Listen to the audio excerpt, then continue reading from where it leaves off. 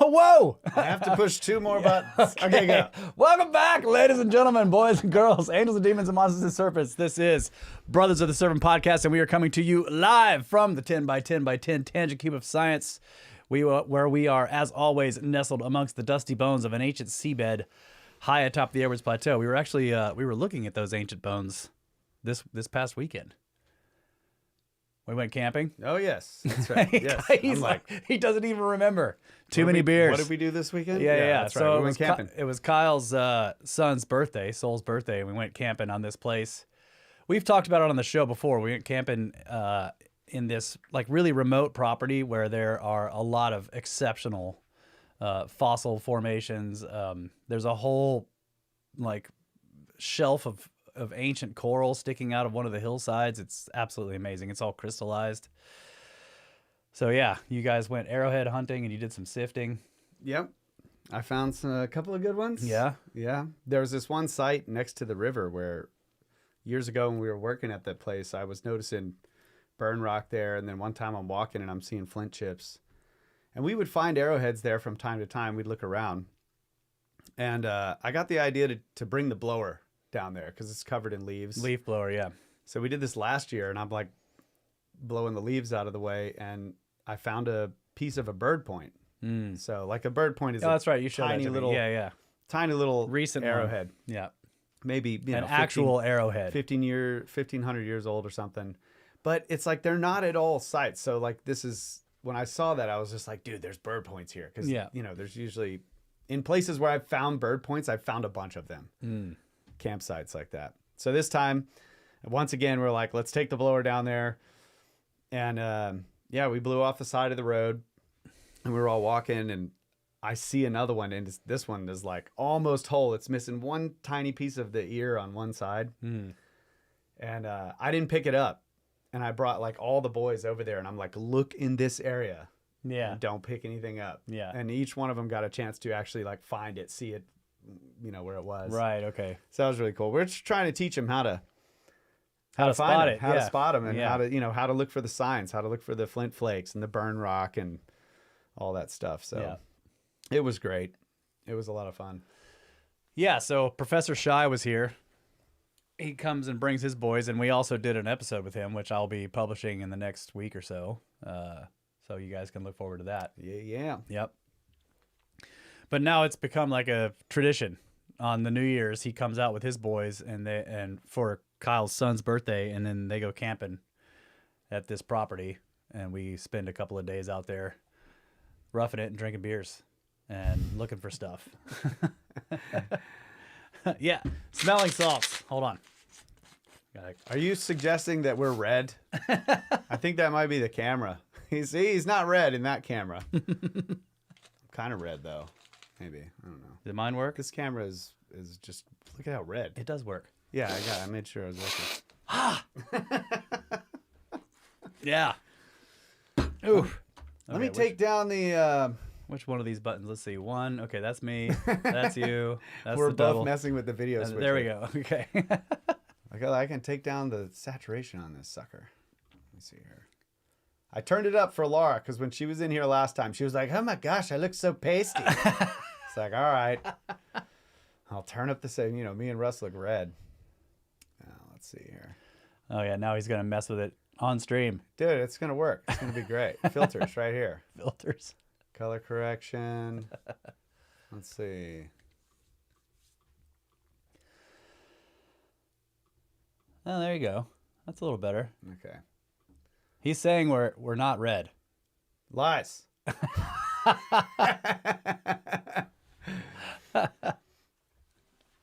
Anyways, yeah, it was a great Christmas. Yeah. New Year's celebration, Soul's birthday, and back to work. Yeah.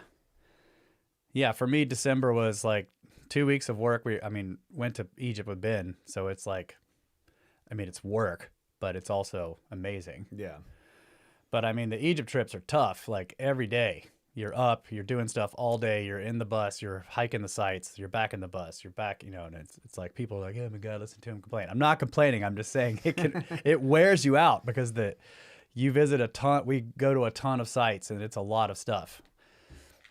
And so by the time that was done, and Ben and I at the end, we were just like, oh my God, like ready to go home.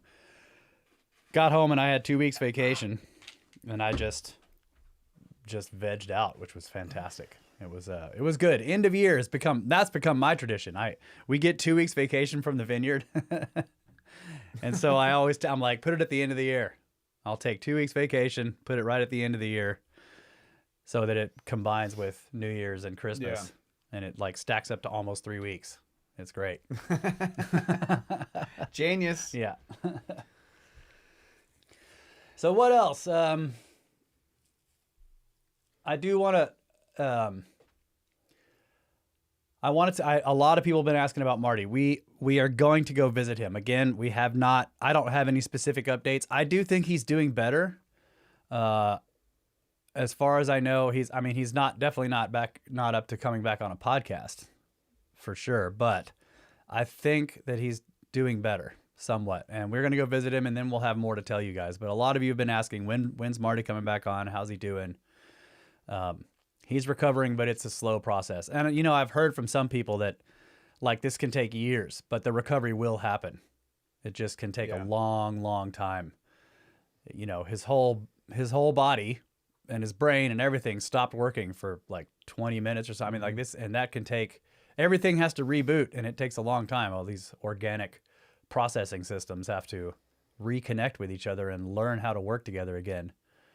But, when we went and visited him, like right after it happened, he seemed really aware of what was happening. He was just unable to communicate at all. Yeah. And, Marty already has communication problems. So maybe we'll get him back on the show. Like, no one can tell Marty. It's fine. But, Marty's strength was in his research and what was in his mind. And if you ever sat around and drank beers with him or tequila and hung out, like he was effective. He was an effective communicator. But when it comes to public speaking, he was always telling me and Kyle, he's like, I can't do it. I stutter over the simplest words, so that was just not his strong point. But he could write this stuff. So if he gets back to the point where he can continue writing it, and he was working on a book too. And obviously if Marty published a book, we would go over it in detail on the show. There would be a massive book report on anything Marty wrote. But hopefully he can get back to, writing again, and we can continue the UFO series, because I miss that stuff. I miss Marty, and I miss the UFO series. And, we all know he was getting to something. And he kept telling us that it was going to be later. So, cheers to you, Marty. Happy New Year, bro. Happy New Year, Marty. Yeah, and we are going to come out there and see you as soon as possible. Laura got a good selfie from Marty's wife with her and Marty. I can't remember what they were doing. They were both just like grinning. They were out and about somewhere. So it was like, okay, yeah, that's good. So he seems to be mobile and out doing things and becoming more social. Good. So that's all we know at this point. Yeah, I mean, the doctors were telling us like physically he's very strong, right? It was the mental stuff, the brain part, and it was specifically his connection to like the language centers and everything seemed to be really damaged. Like he was just unable to communicate at all. But he seemed to be aware of what we were saying and what was happening. Yep. Yeah. So. All right. Okay, so. You got beers? I got beers. Do you want one? I have sugar-free Red Bull, that's what I'll start with.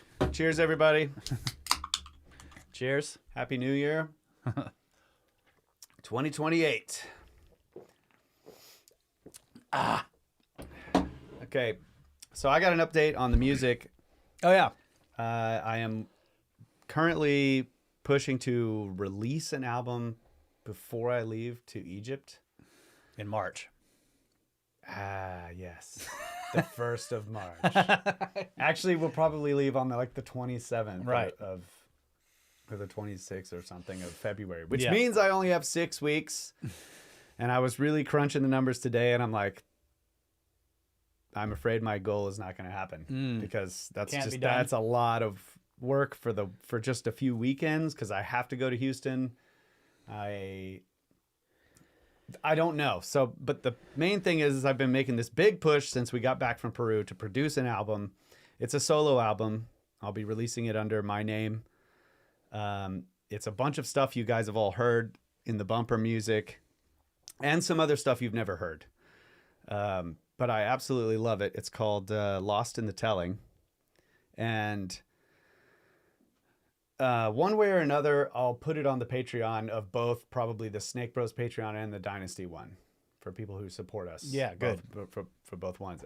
And I was thinking like, what now am I going to create a Patreon for my just my personal music? And I'm like, I feel like that's too much. I think we may end up doing another Dynasty album at some point. Ty's really pushing to do that. So I think I'll just stick it in the SnakeBros. If I don't get it finished and published before we leave for Egypt, it will, in its entirety, appear in the SnakeBros or $50 Dynasty Patreon.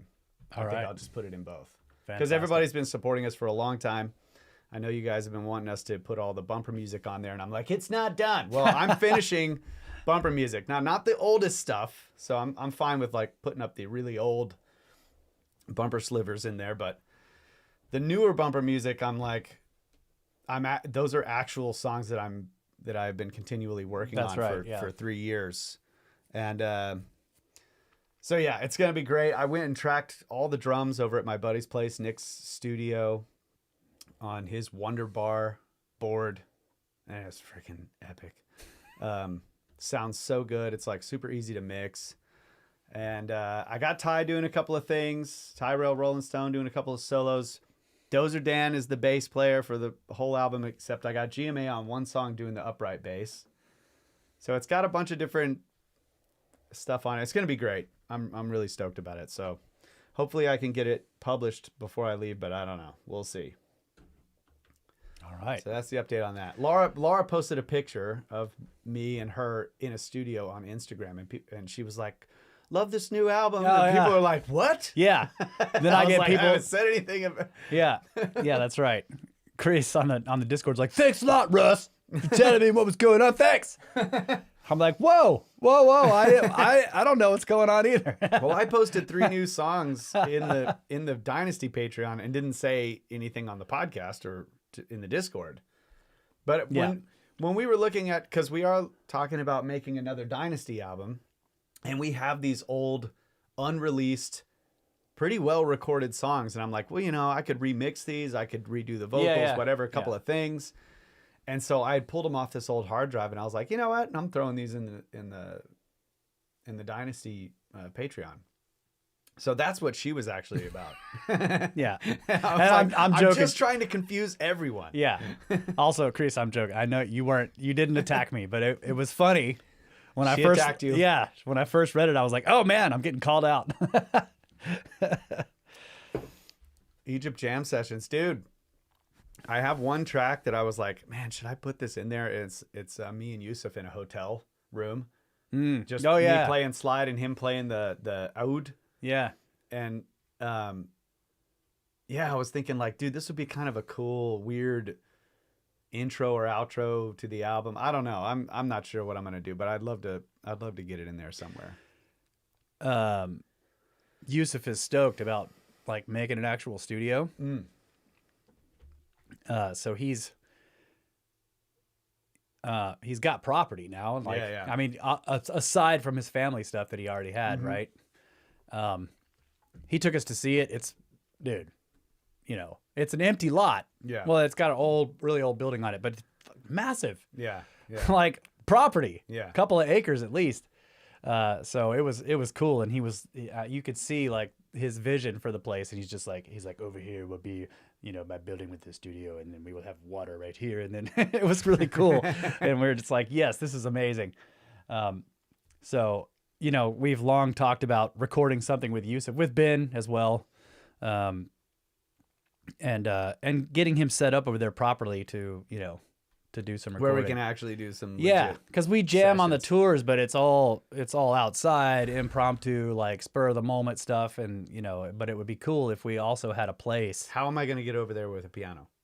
Well, we'll have to talk to Mo about that. Mo is the one who wants the piano. He asked me for a piano, dude.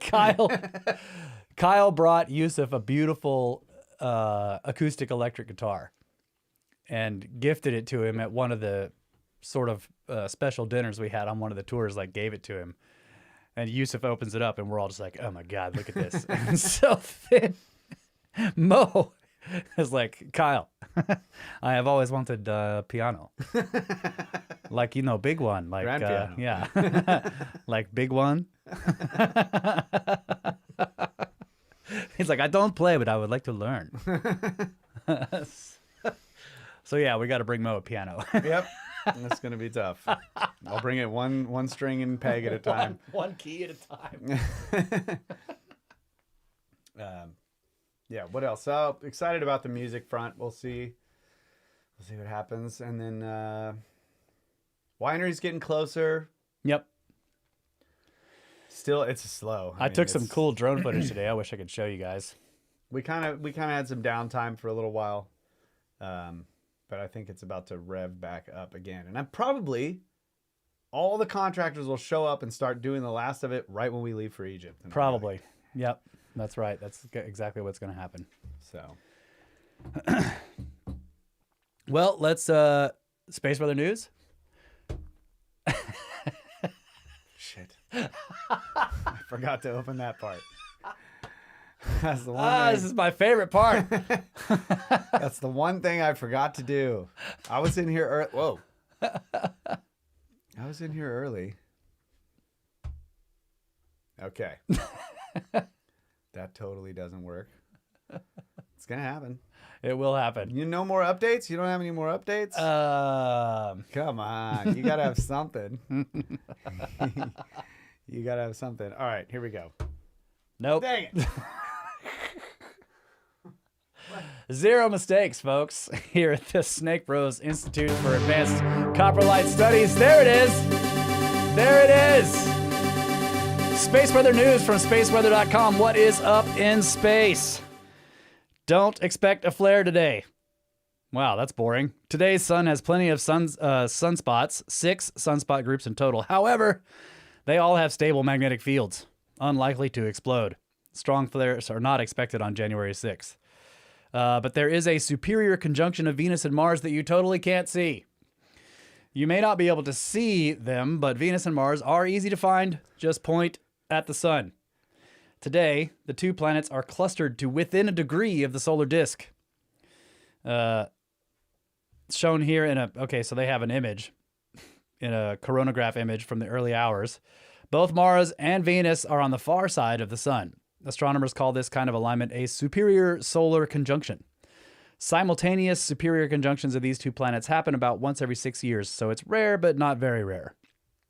The inevitable question, will this alignment cause special tides? Yes and no. Yes, the Earth is feeling the spring tide of a double solar conjunction, but no, the tide is not significant. Even working together in this way, Venus and Mars exert a tidal force on Earth that is only 1/10,000,000th or 10 to the -7th the strength of a typical lunar tide. But yeah, it's cool. It's like they're both on the far side of the sun from us and almost completely opposite it of where we are in the orbit. So they're right next to each other from our perspective. That's cool. Right next to the sun. A superior solar conjunction. Awesome. Can't see it though. Right. It's Gotta right have a there. special lens. It's right there.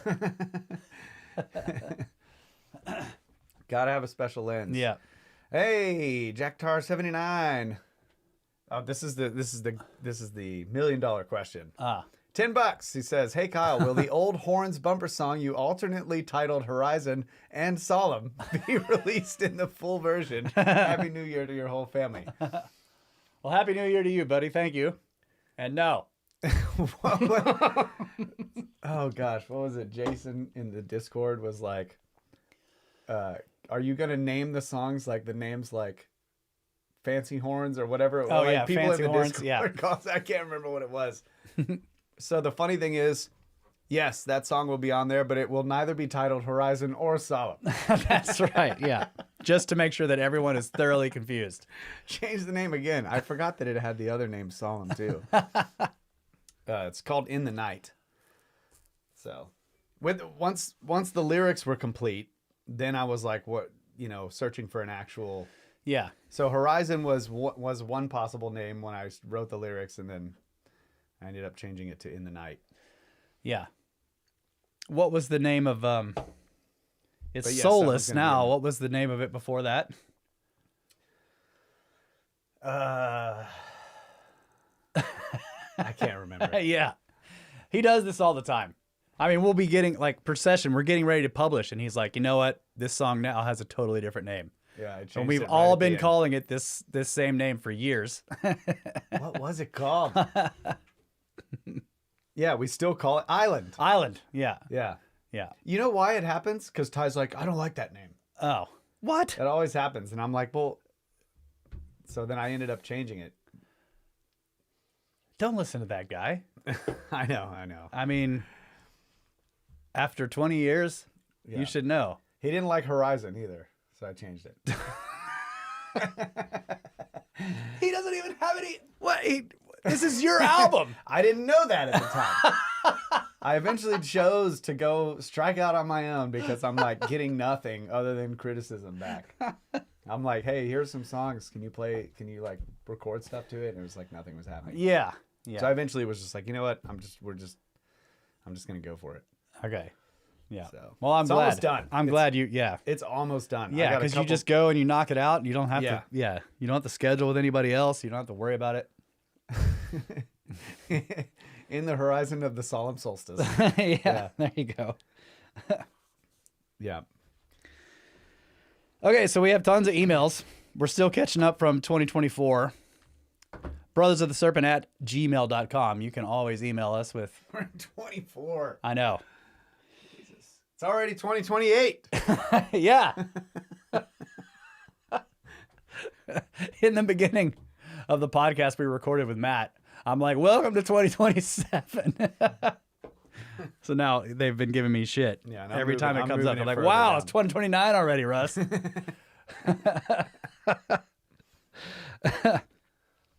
So yeah, brothers of the serpent at gmail.com. You can email us with anything you want, comments, questions, like if you have suggestions for books or anything like that. Can't promise you that they will that they will get read on the show, but I do read them all.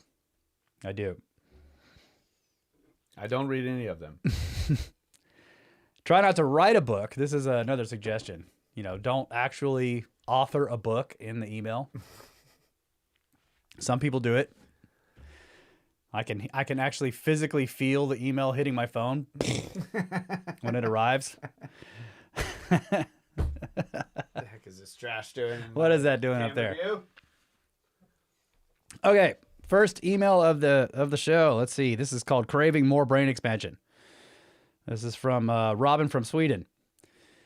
He says, hello, Russ, Kyle, Watcher, and the Snake Sisters. Hope all is well. As the title suggests, I'm currently craving more of your fantastic content. I do realize that you have a busy schedule, and it wouldn't be fair to ask you to increase the length of the shows by a couple of minutes, or preferably hours. I work as a nurse, specializing in palliative end-of-life care at home. While this is a very rewarding line of work, but also very demanding emotionally, your podcast has helped me tremendously by letting me get my mind off things when things get too heavy, and maybe invite 2 or more people to have a debate regarding the implications of the potential meaning of the archaeological find theory. I hope this email is readable for you since English isn't my native language. Oh yeah, it's no problem, bro. And again, thank you for all your hard work and excellent content. I'm here for all of it. Best regards, Robin from Sweden. Snakes! Well, sorry, bro. Unfortunately for you, we've actually published way less since you wrote this email. Yeah. But thank you very much for listening. And it's always great to hear, people listen when they're working or, it gets them through tough times. I totally understand. That's the reason I listen to podcasts too. I mean, you learn a lot, but it can help you move through, difficult things or long drives or whatever. Oh yeah. Yeah. Okay. This is greeting a lot. We have a lot of these greetings from the past. Oh, how how much this applies, bro. You probably had no idea. This is from Mike. He says, Serpent Brethren, greetings from your hardcore Snake Force operative in New Hampshire, sending you a message from your past. To explain, I found you gentle snakes via Cosmographia, which upon discovery I listened to religiously. I am a commercial truck driver who works alone, so in between accounts, I am mainlining podcasts.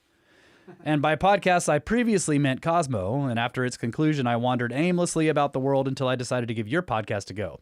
And wow, am I fucking glad I did. First of all, the continuing conversation model is why I am writing to you after I have concluded episode 130. I think that was Chris Dunn. Oh, okay. He says, wow, what an episode. I am fully invested in the work you guys do for SnakeBros and love to observe how your views evolve as you continue your quest for knowledge. Ah, one guy likes evolving views. Thank you so much for being out there, buddy. Everyone else is like, you said this before. What do you mean? How dare you change your How views? dare you change your mind?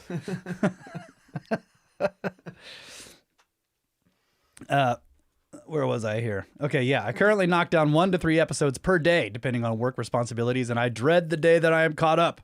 Although all the podcasts you've recommended so far, I'm sure, will help fill the void. You have served to stimulate, agitate, and fully actualize my brain, which I felt was entirely dormant and otherwise wasted into nothing. I loved Cosmographia, but your podcast doesn't just teach me, it speaks to me. The ultimate dudified rendition of the Epic of Gilgamesh was honestly a huge highlight for me, Kyle. You are the fucking man. Thanks, buddy. Speaking of, I have also thoroughly enjoyed Kyle talking about the process of recording and releasing Procession. Holy shit. I love this album. I'm a huge fan of Tool. Their songs, let's see, Lateralis. Oh, yeah. And Anima. Yeah. Anima. Being some of my favorites, the former being built upon the Fibonacci sequence. Yes. And the latter talking about a major impact hitting the Earth, causing California to break away from the continental U.S. and falling into the ocean. Yep. Procession as an album Very is cool. something that I can listen to in any mood, with any vibe, and enjoy the hell out of it. Wow. Way to go, Snake Bro. You and your band are fucking awesome. Thank you, bro. Oh, crap. I love That's the Chris Dunn episode 130. Oh, yeah. Okay. I love the Chris Dunn episode 130. I was so MF surprised to see after finishing the book that you had him and his team on. What a get. Thank you so much for that. Okay.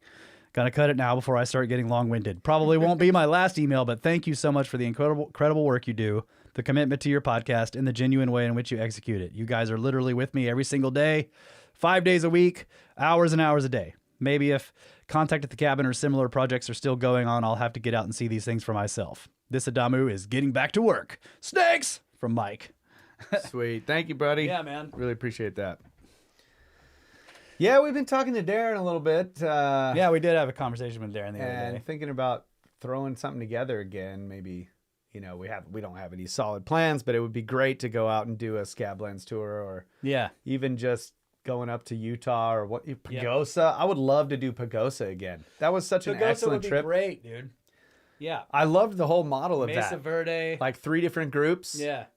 We were there for 10 days. It was 3 different groups of 25. Yep. Each awesome. group stayed for like 3 or 4 days or something, and it was great. It was epic. So yeah, we're kicking that around. Would love to get back with the Grimerica boys. By the way, they're doing a Malta trip in 27. Yeah. And the tickets are April something 2027. Yeah. You can look it up on their website. Yeah, Grimerica/tours or something like that. I don't know. Grimerica.ca/tours. Yeah, there you go. Probably. They're so they have like a payment plan. So for people who can't just like, okay, I'm just gonna throw down for this expensive tour. Malta's not like cheap either. So, but I guess it's like 10 days. Anyways, you can set up a payment plan and all that. So they're trying to accommodate, and that's kind of always been the model too. When we first went on to the Pagosa trip, there was camping available. Yeah. So you could go for 4 days. The cheap and it was seats. Like, that was us. Like $300 something. So yeah, check them out. $500 a ticket for camping. It was great. Yep. Yeah. And they fed you. I mean, that's Yeah, it was food. Yeah, Yeah. they had everything you needed. It was Oh, and great. thanks to Bruce, beer money, I think. Oh, let's go Yeah. back up. B-Way and Is this the second Silva. one? Yeah. Okay, here we go. Yeah. Beers, emails, and new music. Happy Bruce! New Year. Thank you so much, buddy. Cheers, bro. Happy New Year to It's you. not a beer, but cheers to you. And tell the wife, my wife said, "Hey, girl." And Clueless Chris, $10 on the 12th day of Christmas. The Snake Bros gave to me one live show. This is cool. This is the J6 show. Never forget it. We're storming the studio. Okay, more emails. Yeah. A post-posthumous hello from the past is the title of this next one. This one is from, let's see, his name is John. Yeah. So he says, I must admit, I'm really struggling. I don't know where to start. Epic does you an injustice. You two are the most perfect blend I need to make my 3 to 4 hour commute in my van bearable. My mind has been blown, repaired, and blown again until a 30% brain increase makes me look and feel like John Merrick. Every time I hear you guys say "but" and pause, I involuntarily yell "flaps" at the radio of my van. Butt flaps. I'm even yelling "snakes" at my kids. Even my close friends are yelling "snakes" at every opportunity, appropriate or not. You have surely weaved your serpentine slithering magic across the pond to the UK or Britain or Great Britain or England, where you will find a dedicated army of across the water snakes. So how do they shout it? It's not like the Aussies, snikes. Snikes. I don't know. I think it maybe just, it sounds normal. Snakes.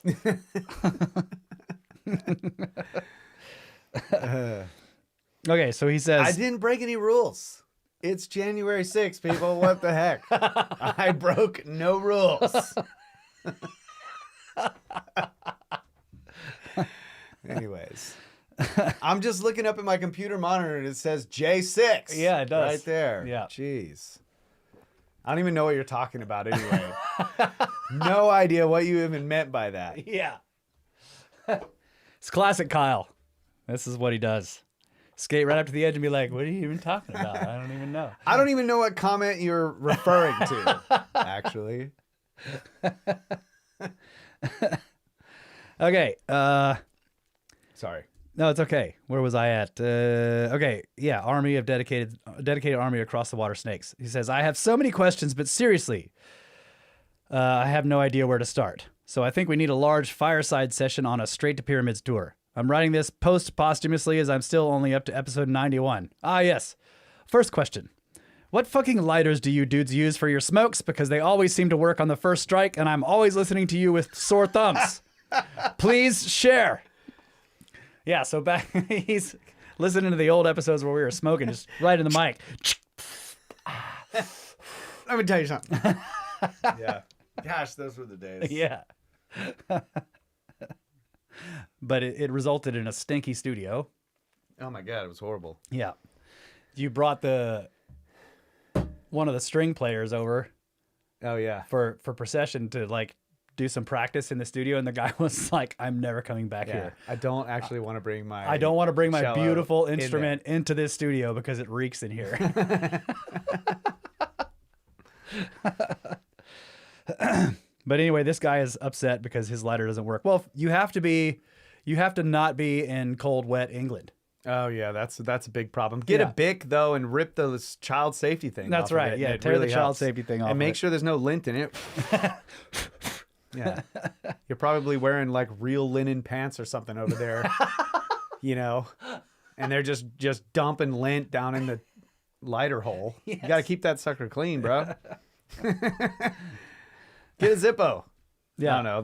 Those work sometimes. Yep. I think we had Zippos in here a lot too. Just Yeah. fucking. Yeah, I love Zippos. Oh yeah, I love a Zippo. Okay, so he says, I'm sorry, but I haven't contributed to the GLAD fund yet, as I'm trying to save up enough myself to join the Snakes on Tour. I'm hoping that you have started doing tours by the time I've caught up to whatever number episode you are on now. Oh yeah, buddy. And I'll have to wait and find out, so I hope you can give me a shout out when you get this email so I know I'm getting close. Sorry about that. You getting close, John? Yeah. We got this on August. Still John? Yeah, John. Okay. August 5th, 2024. Okay, so he says... yeah. So seriously, I'm eating up your podcasts like a puma on catnip. The episode you did about the search for the Ark of the Covenant had me almost in literal stitches when you imitated Graham. Fucking genius. I howled for hours. I could go on writing about what you dudes do in the glory of SnakeBros, but I do have my own life and your podcasts take up enough of it, so I better keep it short. You guys are fucking awesome and the world would be a darker place without you. I will finish by saying, please donate to my own Straight to Pyramids fund. It's currently at £1.39. I think I will glad before I see a friggin' pyramid.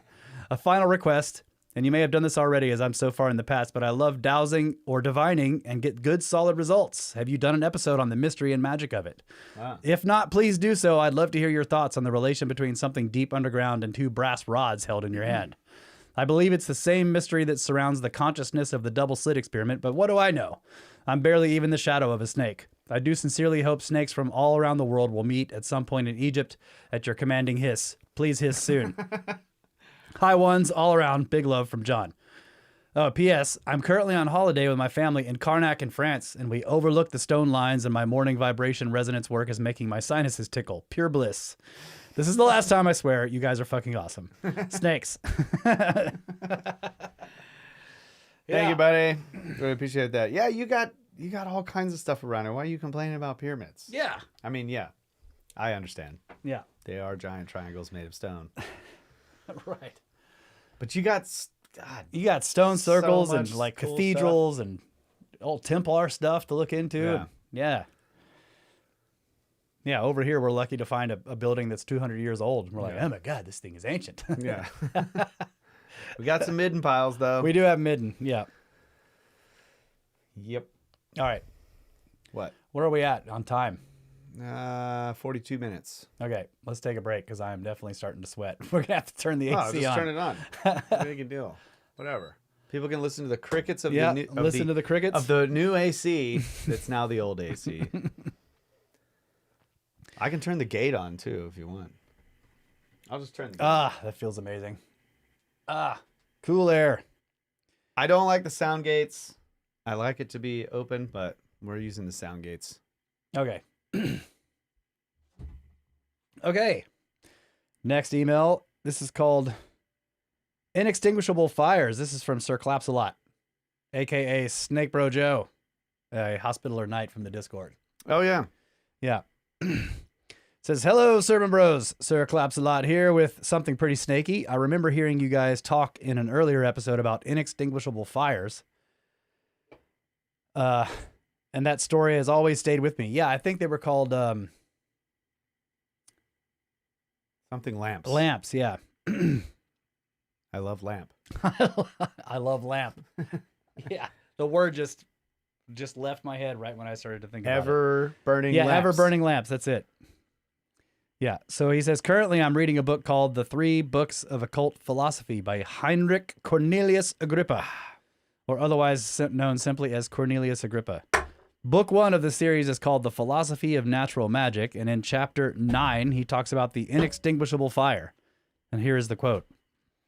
And also there are made fires that cannot be quenched, and incombustible oils and perpetual lamps, which cannot be extinguished neither by wind nor water nor any other way, which seems utterly incredible, but that there has been a most famous lamp, which one did shine in the temple of Venus, in which the stone asbestos did burn, which one being fired, once being fired, can never be extinguished. So well wishes from Sir Claps-A-Lot, a.k.a. SnakeBro Joe, a.k.a. a hospitaler knight in the Discord. Snakes! Yeah, when I was reading about these, I had basically a list of all the ones that have been reported. And there were ones from tombs. There was definitely one in the Temple of Venus. But the really interesting ones was when people would break into an old tomb or whatever, and it was still, they're like the lamps were still going, and the tomb was obviously millennia old, and yet the fires were still burning in here. I wanted to try reading the reading in the proper voice. Oh, oh, you wanted to try reading it? And also there were made fires that cannot be quenched, and incombustible oils and perpetual lamps which cannot be extinguished neither by wind nor water nor any other way, which seems utterly incredible, but that there has been a most famous lamp which one did shine upon the temple of Venus, in which the stone asbestos did burn, which one being fired can never be extinguished. Yes. Amen. Amen. Right. Yeah. But yeah, I don't know what to think of those. It's those stories are really interesting, but they're I don't know. I think there's something to it, but it is hard to imagine that something in a sealed tomb, an environment where the oxygen is not replenishable, can burn for hundreds of years or 1,000 years. Unless it was some radioactive material. Yeah. That was producing visible light. But one of the weirdest stories of the ever-burning lamps was that when they came in and the lamp was there burning, and there were these like armored statues, they described them as, or something like that, standing to either side of the doorway, and the lamp is there. They put them out. Yeah. And when they opened the door and they went in, the armored things like smashed the lamp. Yeah, like to separate all the radioactive material. Yeah. Well, it was like right at the, it was close enough together where it was causing a reaction. Fluorescing. Yeah. Yeah. Yeah. So yeah, they it's like a protective mechanism. Right. They wrote it as it's like it's maintaining the secret of whatever alchemical process was keeping the fire going forever. Maybe so. But you're thinking like, no, it just makes me think of the Feynman story where they built that, they were working on the bomb. Yeah. And they're enriching all of this uranium, and they're sending the uranium over to this other Oh yeah, and the guys are all stacking it together. Yeah. And they're doing something with it, and like they had built this whole place, and like they send Feynman over there. He's like the youngest guy. They're like, why don't you go over there and just see how things are going or whatever. So he's talking to all the people, and they're like, oh, and then we do this, and he's just making sure that everything's safe, because those people don't even know what they're actually dealing with. And he finds out that they're taking all the cases that have the enriched uranium in, and they're stacking them all in the same room real close together. And he's like, no! Get them out of there. Spread them out all over the whole place. Yeah. Don't put them close together. Put them, Yeah, so that's what he was like. He was like, we have to have more communication. Like, you guys, I know the security is serious, but we all could have died. Yeah. Dude, if I could recommend a series of books, it's the Richard Feynman books. Oh, yeah. Like the books that he wrote. We did the one on the podcast that was all about physics. Physical law, yeah. But his other books are incredible narrative stories of just like stuff about his life. You must be joking, Mr. Feynman, or you must be... Yeah. Surely you're joking, Surely Mr. you're joking, Feynman, Mr. Feynman. Yeah. God, what a great book. There was a couple. I mean, there was like 2 or 3 that were just fantastic. I could probably go through those and pull out some of the stories, and we could just read they them were on so the show. good. Because the story, he goes into safe cracking, and then like just all the stuff that happens. Yeah, and it's so amazing. It's really good. He gets into like these weekend trips into Vegas, and he ends up driving for like a mob boss guy or some high roller dude. And he's just like in the meanwhile, he's like a physicist over at this college teaching. And then every weekend he's going to Vegas and just high rolling with these dudes as their driver. He had an interesting life. It's very entertaining books. So yeah, highly recommended. And they're on audiobooks. So, for those guys that are like having the long commutes and you're upset that we didn't add an hour to the show, get some Feynman books. Yeah. Yep. And if you enjoy the Feynman stuff, listen to some Neil Stephenson. All of his books are about people like that. Yeah. Yep.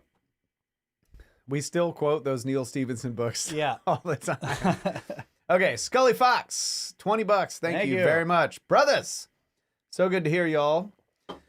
We Way belated congratulations to Russ on the nuptials. Thank you. Proud of how you two have grown over the years and the adventures you have taken us on. Beers, snakes, skull! Skull! Cheers. Cheers. Thank you. Thank you. And yes, my wife is amazing. Hey, and here's another person who appreciates the growing. They appreciate the growth. Good. Thank you very much. Thank you so much. Yep. I was hoping, I just love getting shit for growing. Yeah. It's great. Selling out. You're changing. Yeah, you sold out so you can get in bed with the scientists. All right. Thanks. Yep. Okay. This email is great. This is an excellent example of an email I'll show you guys. It is called low effort non-book email.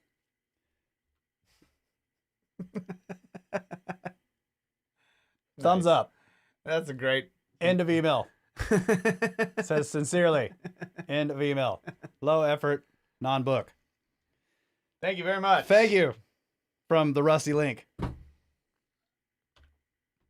That I had to include that. This That's is a good great. one. Yeah. No words necessary. Okay, and we have a quick addendum from the old man from scene 23. He says, Serpens fratribus. I forgot to include a couple of things in the last email. Firstly, I did the Latin translation for, we'll get to that later. It is nos ad illud postia. Nos ad illud postia. We'll get to that later. Oh, okay. But maybe postia, I don't know. But it seems like a fitting motto for a UFO series t-shirt or the title of Marty's eventual book. It probably should have a Latin title. And secondly, the obligatory snakes. Anyways, fratres, I'm out of here. Donec iterum, the old man from scene 23. What, behind the rabbit? It is the rabbit. That's cool, man. Yeah, we'll get to that later in Latin. That would be a great title for the book. Yep. Although it'd be very hard to look up. It'll be hard to remember. Okay, this one is called Mound Builders Episodes. Hold on a second. When are you guys going to dive into watches? I've already started the dive into watches, just to let you know. I bought a fake watch. Look at this watch. I bought This is a a beautiful watch. I don't even know how to pronounce it, but it's like an Audemars Piguet, some French name or something. Fake watch in Egypt, dude. It is sick. And then I started looking at other fake watches, and then I started looking up like the real ones, and then I'm like, dude. Where they're like 600 grand or something. Oh my God. Yeah. Yeah. But I love this. The one that Ben got, he says that the real copy is like. Yeah, it's like 300 to 600. I mean, there's different types, but it's they're crazy. So people actually make investments, like you buy the watch. This is what I'm saying. I love this idea. It is a good idea. Buying the good watch as an investment, because the value just goes up. So Yeah. I'm not gonna tinker. It's too small and annoying. I already get mad when I'm like if I'm having to redo like a pressure switch and there's springs and stuff, and I'm just like, yeah. I don't enjoy that. I don't enjoy the really tiny stuff for some reason. But what if you had one of those reducer? If you have all the tools, that's a massive. You know what? I'll just call Chuck. Yeah, I'm sure let Chuck do it. Chuck probably has all the watch stuff. Yeah. You know, it's like reloading ammo. I'm like, yeah, that would be great. But I don't want to tool up for that whole thing. Yeah, we had a buddy whose dad did that. I'm tooled up. He'd for go big out into stuff. his shop and he just like, dude, you have a 2-inch nut you need to undo. I got it. I got you. You know what I mean? You have a 0.25 millimeter nut? No, sorry, can't help you. No, now we're getting suggestions. Vostok, Citizen. Pocket watches are way cooler. I agree. I have a collection of small. He likes pocket watches. I love pocket watches. You know, you get the 3-piece suit on with the vest, and you got the pocket watch with the chain, dude. Shit. Oh man, Gangsta. yeah. I like it. But yeah, and then you flip the cap open. Yep. Then you pull out your Zippo. And then you pull out your butterfly knife. To cut the end off the cigar. That's right. Yeah. That's great stuff. But it was funny you were saying when are you going to dive into watches, because That's this a dive watch. is a dive watch. This is the Garmin. What is it called? I don't know. But I do love watches. And I had The Descent Mark III. This is an excellent dive watch. Sorry. No, it's cool. I had a good friend who was really into them, and I would go with him to this like jewelry store / pawn shop place that like they just had massive watch collections. It was a really nice place. And he would go through, and he was just a collector. He had tons and tons of watches. So I learned a lot about the jeweled bearings and all that stuff. I find it very interesting, very cool, very awesome engineering. But I think that so far in my current situation, the most I'm going to get into it is buying the fakes. I'll be buying them fakes, dude, because they're great. You know, you can get some great fakes overseas. Yep. And we So still we'll start with the fakes collection. Maybe one of these days. we still imitate that guy. I have been learning. Asking him if it can get wet, and he's like, "It's fake." I was trying to talk him down from $100 to like $80. I did it for 2 days. I got him to 90. Yeah, $10. and then he brings Ben in there, and he's like $90, and the guy's like, he gets all mad. I'm like, I'm bringing you another sale, dude. "Yeah, calm down. You're gonna sell another fake watch." But what was I gonna say? So what I've been doing is also looking at the differences. I've been watching some YouTube videos of them like refurbishing these legit watches that are just old, and then looking into the differences of the fake versions and the real versions, because it's in some cases it's kind of hard to tell. So you never know. Like you never know. Some old drawer, some old shoebox full of stuff. No one knows. It's fake. No, it's actually real. Yeah. Right. So I'm like, if I train myself to know certain details about the differences, then perhaps, you know, I'm in a thrift store and antique shops one day. Yep, you'll be like, And "Oh, I'm like, I'll buy you know this what? for $2." I think I'll buy that. Yeah. So you never know. Anyways, Man, look at all these people who have watch opinions. dude, I never would have suspected this. I have a lot of interests, but you know, you can only dedicate so much time. Yeah, that's right. I'm limited, and sometimes I look at some of this stuff and I'm just like, damn, I would love to like really go into that, but you know, I'll never finish the album. Yeah. I do For that. example, I want an entire I don't even know what you would call it, like not a geologist workshop, but like a rock working shop. Yes. The saws, the smoothers, the polishers, all this stuff, the cutters, the router, all the things you need to etch. Big ones. Yes. Like I want to be able to cut like Yes, exactly. big boulders Do I have and time shit. for this or the money or the space right now? No. But No. man, I totally would love that. And if I ever get the chance, yes, that will be the next hobby I'm going to engage in, because I already have an enormous rock collection. Yeah. And I would love to be able to polish them and etch them and cut them and sometimes make things out of them myself. I mean, we have access to some of the most, like I was telling you guys at the beginning of the show, some beautiful fossil things, and I would love to, you know, cut and polish like a fossiliferous chunk of limestone with tons of marine fossils in it. Would just I would do that, but do not have time or space or cash. But if you have a watch, it's just more time. And yes, this is a Garmin. Believe me. People were asking, is Garmin GPS? It gets amazing GPS, actually. It's very precise. I'll keep my eye out for the watches. Got to watch for the right timepiece. Don't get me all wound up. My first It's only watch, a matter of time. my first watch was one of those big, fat, totally nerdy Casio calculator watches. I love that thing. I have one. Yeah, those things are amazing. Oh, you know the other watch that you got us? Like we both got the digital, yes, binary the watches. binary, So we yeah. have these binary, like these LED. It's just like it's a 4 and then 8 LED lights. Yeah. And it tells You time learn in to tell binary time in binary. Yeah. Cool. This is great. Push the button, they light up, and you're like, Yeah, hold on. What time is it? Sit there and like, It's 5 dots and 8 dots. very cool. So, and I have a Curvex, which is a pretty cool one. That's probably the most like antique, legit watch I have. Japan movement, pretty cool. Anyway, Casios are great. Yeah, I got one of those. You got to make sure you don't get ticked off. Yes, don't want to get ticked off. But I will if I have to deal with the tiny freaking gears and springs and stuff. Yeah, no. That's right. Okay, back to the emails. Sorry about the yeah. diversion there. That took a lot of time. It did, indeed.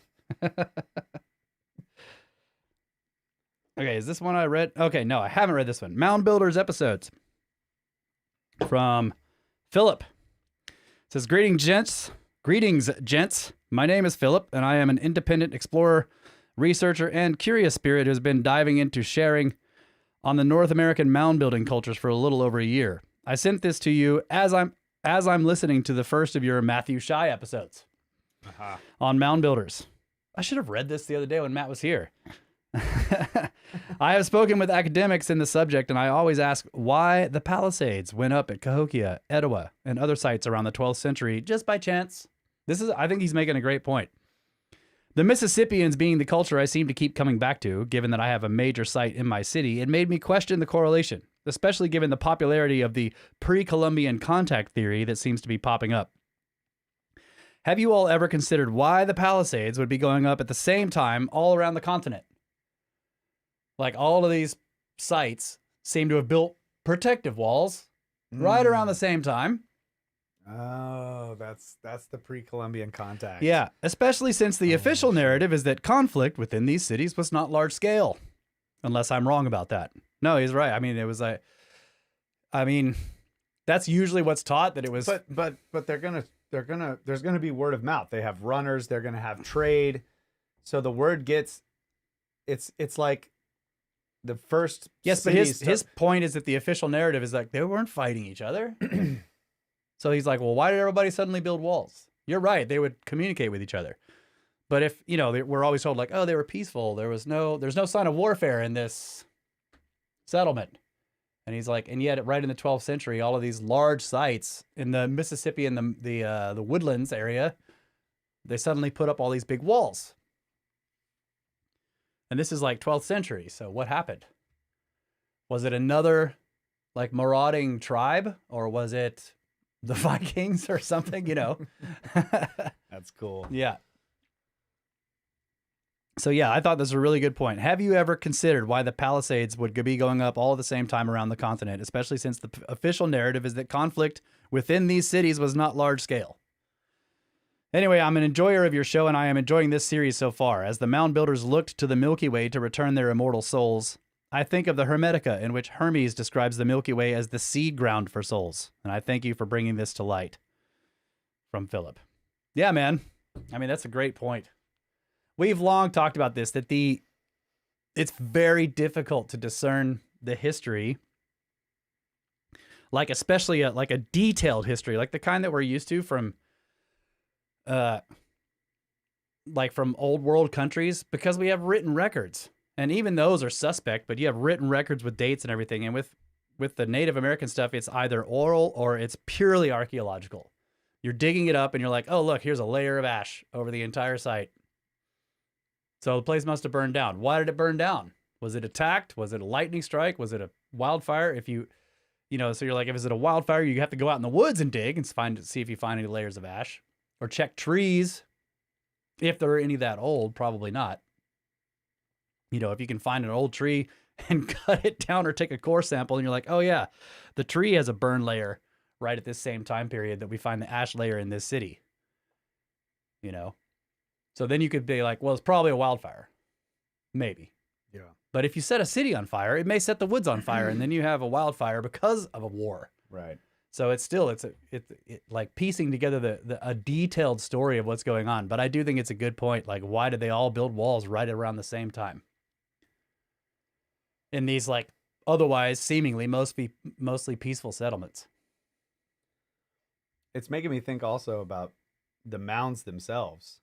Like, we know they have all these flat top mounds. There was posts and things on top, like they were astronomical observatories. And I guess there's a couple of explanations that you would have one tribe or one city discover this technology of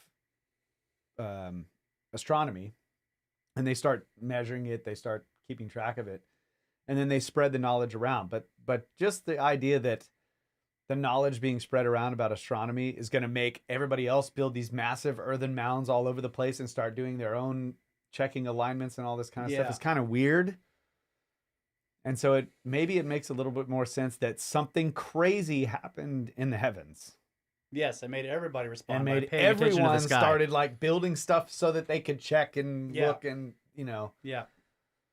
Yes, like there's a large glowing smoking thing in the sky and it's been there a year. Maybe we should and it's moving. Yeah. Yeah. We know for sure at Mesa Verde there was the supernova, the Crab Nebula supernova that happened. And they built buildings up there aligned to the supernova. You know, then they're like, oh, Chimney Rock, like let's check, you know. So like something like that kind of spurs on maybe a deeper interest.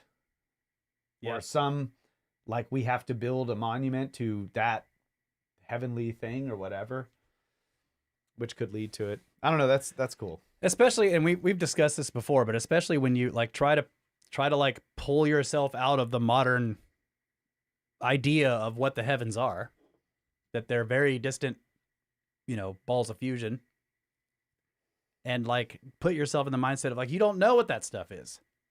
Right. It's part of nature, and maybe you think they're sentient in some way. You know, you associate it with, it's in some way tied to the earth, that these things maybe are close, but they're like, I think gods is the wrong word, but you know, this idea that we go to we return to the heavens and these stars are like the Milky Way is the path of souls, like all this idea that is the spirit realm. You see a new one appear. And it's brighter than everything else, and maybe even visible during the day for a while, then you're going to think like that something momentous is happening in the spirit realm. And you're going to, you're going to pay a lot of attention to that. Yep.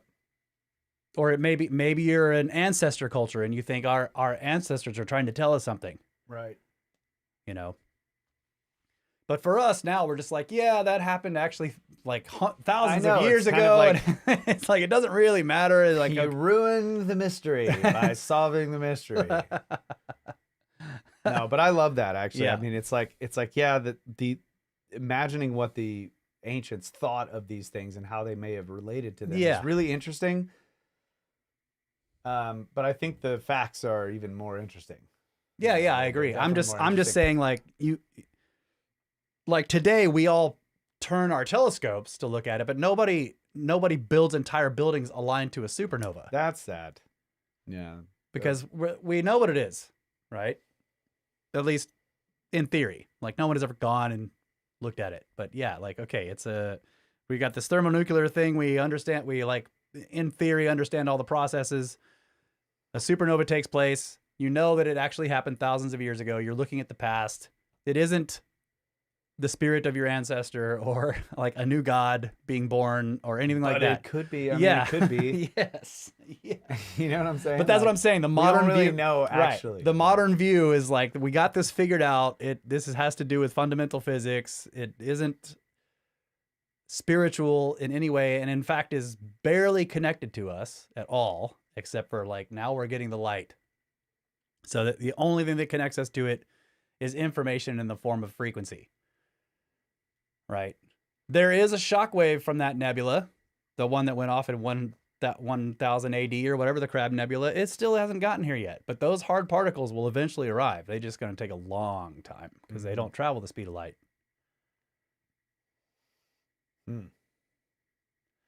But this is why, I mean, like another thing we talk about often is like, I find it extremely interesting, like in archaeology. So here we are, looking at ancient cultures, and one of the principal methods of discerning when these things happened is carbon-14.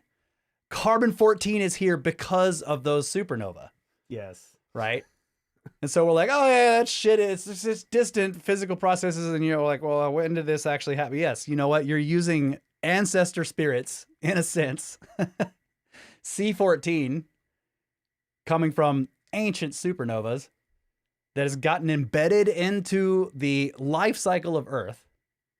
So energy from ancient supernovas gets embedded into the life cycle of Earth, and it allows you to figure out a timeline of things that are in the distant past of Earth, of life.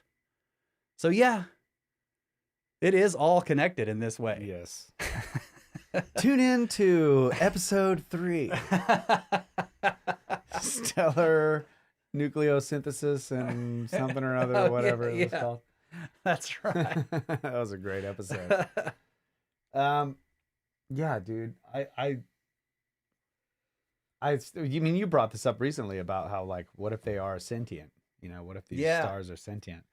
And so right now you're acting like this burning ball reductionist. Like, it's like, oh, they're just burning balls of,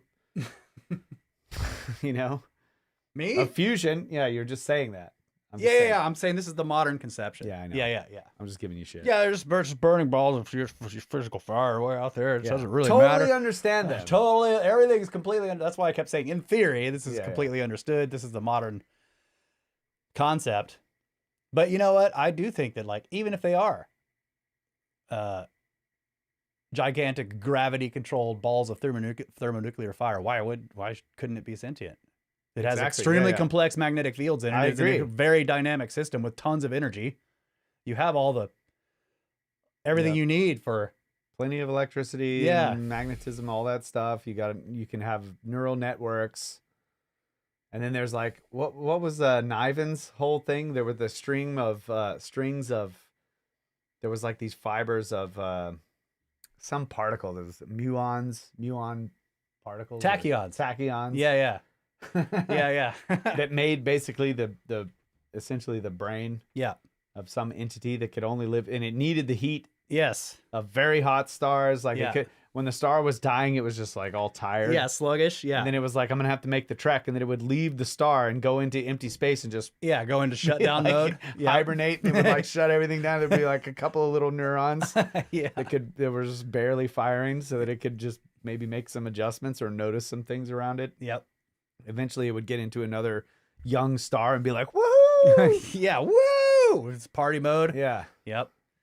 Yeah, that's cool. I love that. I think that thing was based on tachyons, which was a theoretical particle that was on the other side of the speed of light.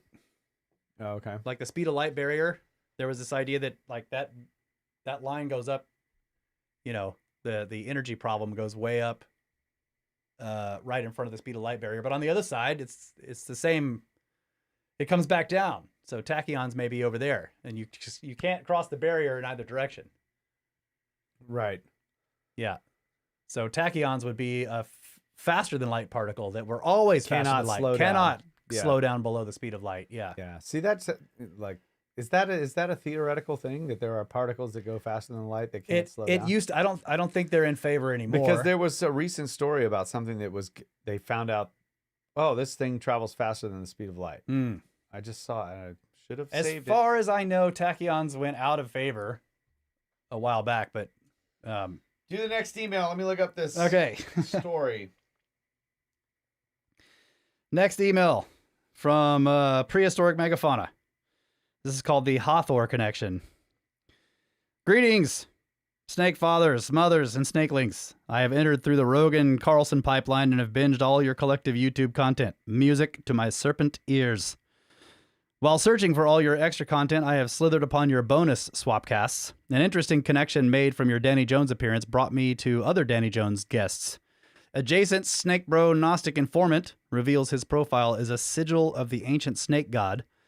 And another guest, Dr. Ammon Hillman, reveals our ancient snake mother, Medea Sophia Hathor. She completes our ancient trinity, Father, Son, Holy Spirit. Dr. Hillman salaciously reveals the monastic worshippers have demonized Hathor, erasing her from the Trinity and subjugating mankind to the one God Yahweh.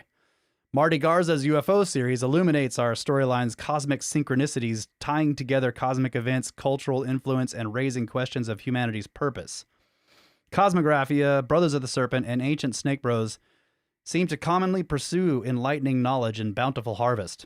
The Medwa, mother of wisdom and teacher of the snake venom vision, writes, seem to be synchronously connected to the ancient Greek language. Cosmographia shares the story of Atlantis transferring culture and language to ancient cities of Athens and Kem, or Egypt.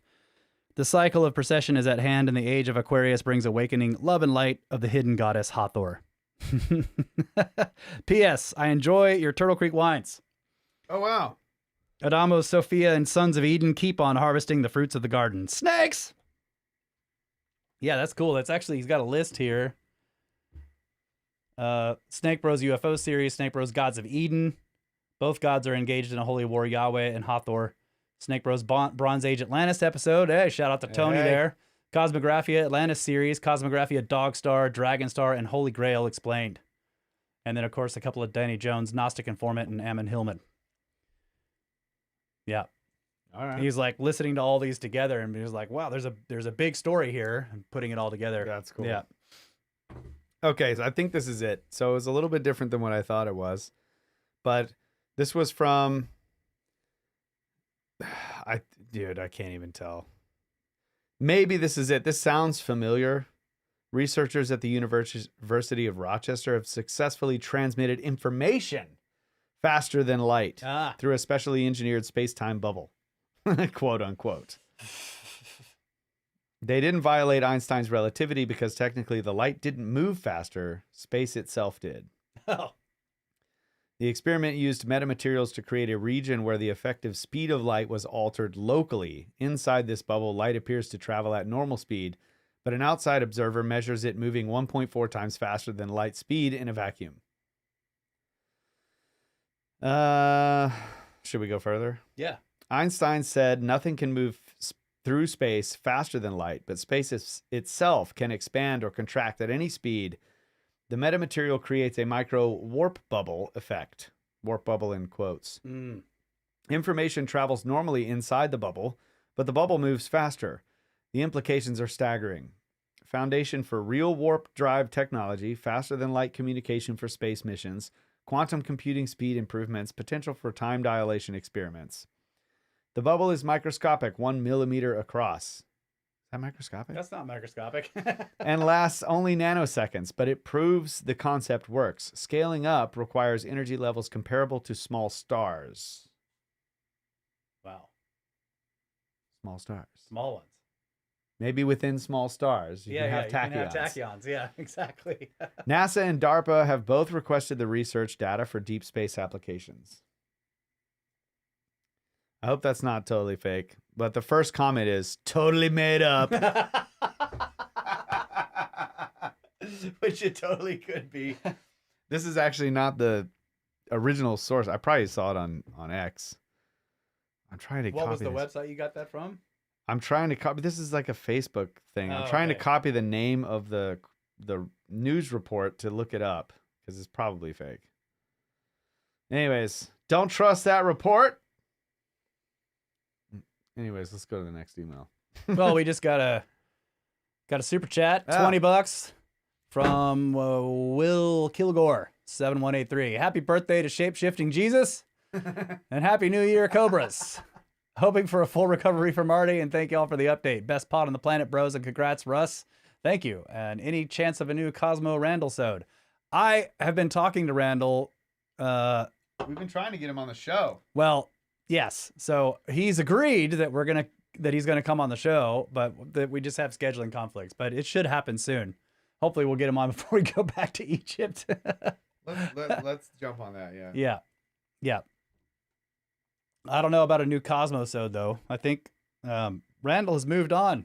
I think he's doing pretty well, and he's doing his solo stuff, or he's working with Beckett. But yeah, I think he's doing really well, which is great. We wanted to help him get his channel started, and I think we did a little bit at least in that, and now he seems to be going really well. So he doesn't need a new Cosmosode anymore. But yes, I want to get him back on the show because we haven't had him on since we started Cosmographia. Let's see. Gerksham, $10. More sea shanty music videos, please. Maybe one live at the end of the show. Cheers. He wants sea shanties. Ah, okay. We need to make sure we get some better recordings of us jamming. What, on the tours? On the tours, yeah. That's private. Is it private? It's totally private. Yeah. Talking trash and everything. No, but we do have some fairly decent recordings. It's kind of hard to get like high quality live recordings from that. You know, we'd have to carry a bunch of more microphones. That's true. So yeah. Then I have to mix These are pretty good though. Yeah, they're great. Yeah. That's what I'm saying. We've shot some video of us jamming with these things, and it's really nice. Yeah. And with the little battery, the Bluetooth mics, like set it a couple of them. Yeah. It's like I'm listening to it. I'm like, this is that's good. sounds cool. Yep. But yes, I would like to get like full, good quality audio recordings of some of this. Like when we're jamming, like, Can't You See with Yusuf playing the flute. I mean, dude. That's cool. You know, or us doing the sea shanties, especially when we can get the whole crowd involved. You know, with a sea shanty, you Gotta be on the boat. You got to have the callback, right? So sometimes, not every time, but sometimes the group, if you wait long enough and they're drunk enough, I can get them to shout the responses on the shanties with us, and that's really great. Yeah. The Wellerman that we do is tough because you have to sing it. But the other one, Randy Dandy, you just have to shout and it's the same words. It's like, it's easy to remember. So anyway, yeah, I would like to get better recordings of that. Oh no. We need more moon talk. Let's see. Thanks for all the suggestions. Yeah. On, what we should be doing here, people. Really appreciate that. Okay. Next email from Rambo. Says it's called Snakes. Hey, I have a suggestion. You guys should make less suggestions. Stop telling us what to do. I mean, it's the same thing, right? Hey, you guys should do more of this. Hey, how about you make less suggestions? Yeah. Both are not going to happen. Neither one is going to happen. I'm willing to accept that. Okay. So from Rambo says, I think it's time someone sets up the big in-ring bout, Randall versus Dr. Robert Schock, for the undisputed World Heavyweight Younger Dryas Championship. No, but for real though, I've been watching the Cosmic Summit presentations and I would love both of your opinions. Do you think the catalyst for the cataclysm was comets or the sun? I don't think it was the sun. Could the sun have let off a big CME that started a chain reaction and somehow sent comets hurtling towards Earth? No. Why could it not be the sun and comets? Does it have to be one or the other? I think they are both connected in some way. I agree. Anyway, my knowledge in these subjects are only limited for now, as I am yet to achieve my certificate of ignorance. I hope you can offer some valuable insight for me. I would appreciate it greatly. Kyle, I love you. Russ, I love you. Laura, hey girl. Thank you, Serpents, from Rambo. P.S. Snacks! Rambo. Okay, so I think that, here's what I think. I think that Robert Schock is onto some things about the sun and others also. Yeah. But Robert Schock wrote a book about it. He's pretty much the authority or the original on the sun situation. Hey, what's the deal? You locked me out, bro. No, you got to have your number lock on. Look, it's putting numbers Yeah, in the chat. Try it again. I don't know why it's not working. Oh, well. Mine's not working either. Oh, well. This happens. It does happen. Thank you, OBS on Mac. Yeah. So great. You can't shut it down. So fantastic. I can't update it. Yeah. Because if I update it, everything gets messed up. Everything gets messed up. But anyways, I'll update it. Yeah, it doesn't work anymore. What do you want me to do? Here we go. This long string of numbers. Okay. So you were saying. So what I'm saying is, maybe somebody else came up with it first, but Robert Schock wrote the book on the sun situation. he's standing by his theory that the sun was the origin of the exogenic source of the energy that caused the Younger Dryas. Fine. But that can also be caused by comets, right? It can't be the other way around like you suggested. Because that takes like tens of thousands of years. Well, the comets are out here. The comets are a specific thing. The sun's not going to throw comets out or anything like that. I don't know what he was saying. Basically, if you could have some like sun disturbance disturb a comet and then it comes in from the Kuiper belt or whatever, or the Oort cloud. It's that's going to take forever. Most likely not going to happen. Or they won't be they won't be correlated events. You wouldn't recognize them as correlated events. But if a massive comet came into the solar system and went through disintegration to a certain extent, and the nucleus crashed into the sun, and the tail, like highly disintegrated tail, the Earth passes through that tail. We also get hit by a CME because of the impact of this nucleus into the sun. Like, that's totally plausible. So you would have both proxies on the Earth. You would have proxies from impacts. You would have proxies from bolides. You would have proxies from solar outburst events. So I think that's totally plausible. But the only problem is we also have multiple events going on. We have the beginning of the Younger Dryas.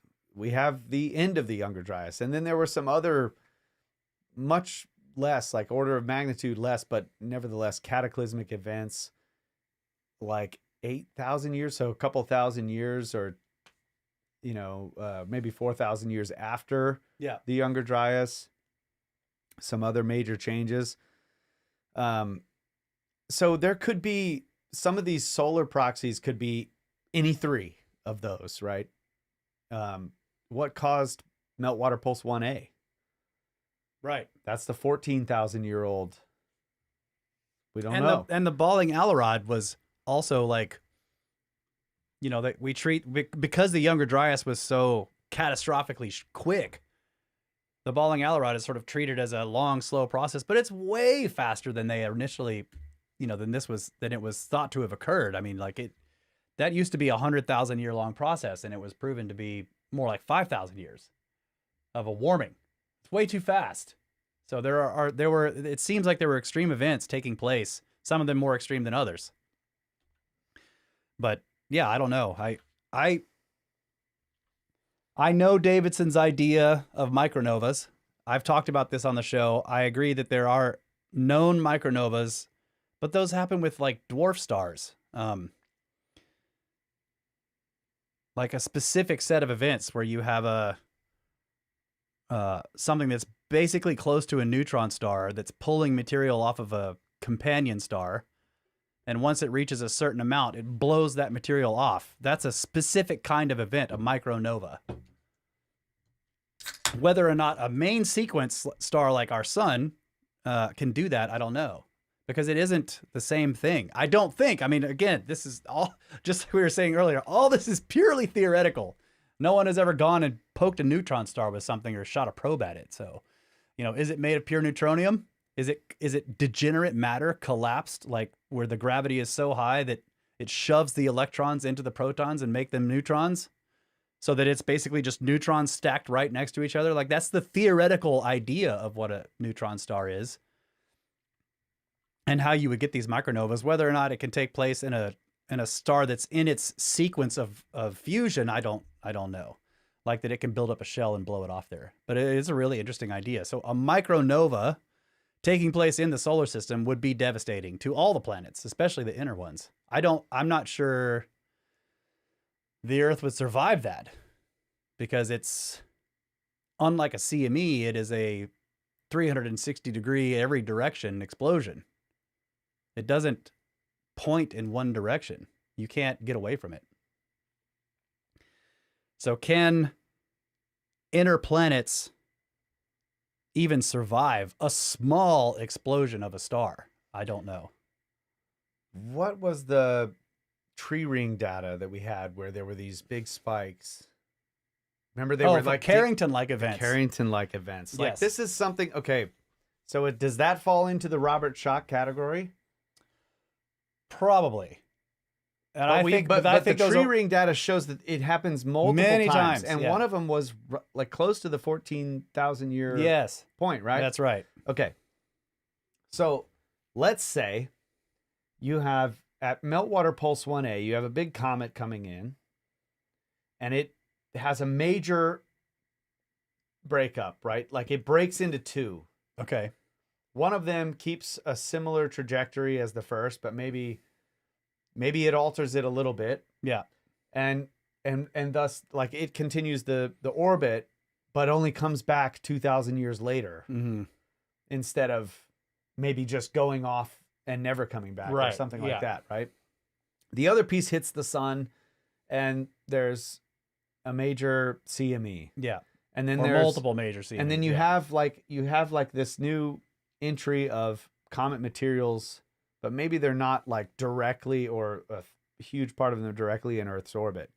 But the altered orbit of the other broken off piece, it comes around 2,000 years later. Now it's in Earth's orbit. Yeah. It goes through a major disintegration because it's already been fractured by this first piece. Now it's coming back into the sun. And it just disintegrates, and now we get the end of the Younger Dryas. Yeah.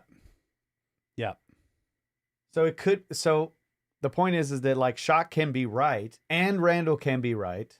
And like the whole idea that they would, that somebody's going to win is sort of silly. I think the only thing that I think Schoch is really wrong about is that he says there is no impact, or we don't need an impact. We have tons of data that there were impacts. Like there's a lot of evidence for impacts. Yeah. There's also some of that evidence could be construed as a CME, but not all of it. Right. And a lot of the ideas from people who are very much into this CME thing, they want to say that impact data can be construed as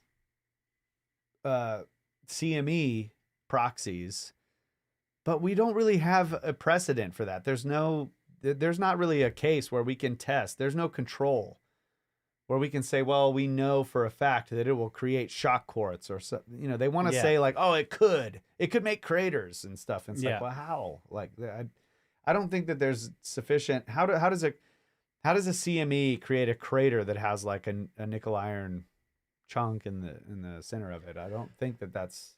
That's where I think, and I'm obviously I'm not an expert in this, but that's where I think the micronova stuff comes in. Like that this concept that the sun can build up a shell, right, of material, and then it will blow the shell off, and some of that stuff hits the Earth.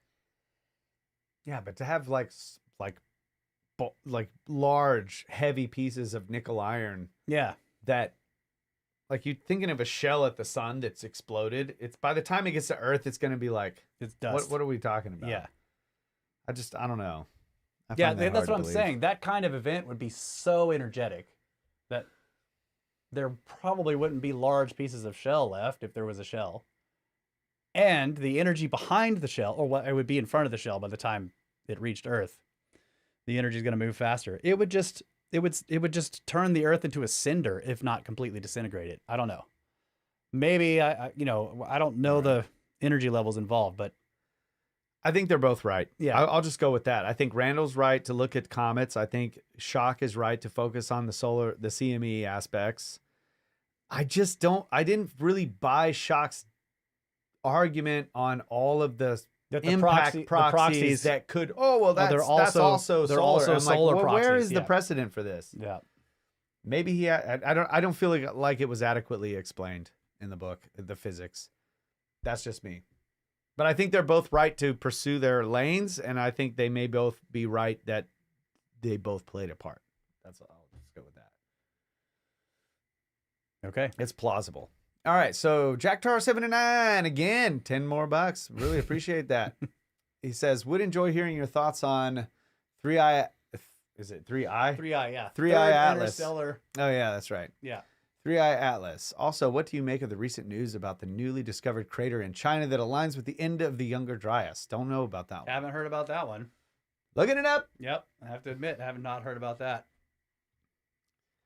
I don't know a whole lot about 3i Atlas All I know was other that than Dr. Proto's while I was paying report. while I was paying attention to it, it seemed to be weird, but I didn't hear much about it after it went around the sun. I didn't hear much about it after that. So I don't really know. I didn't keep up with it.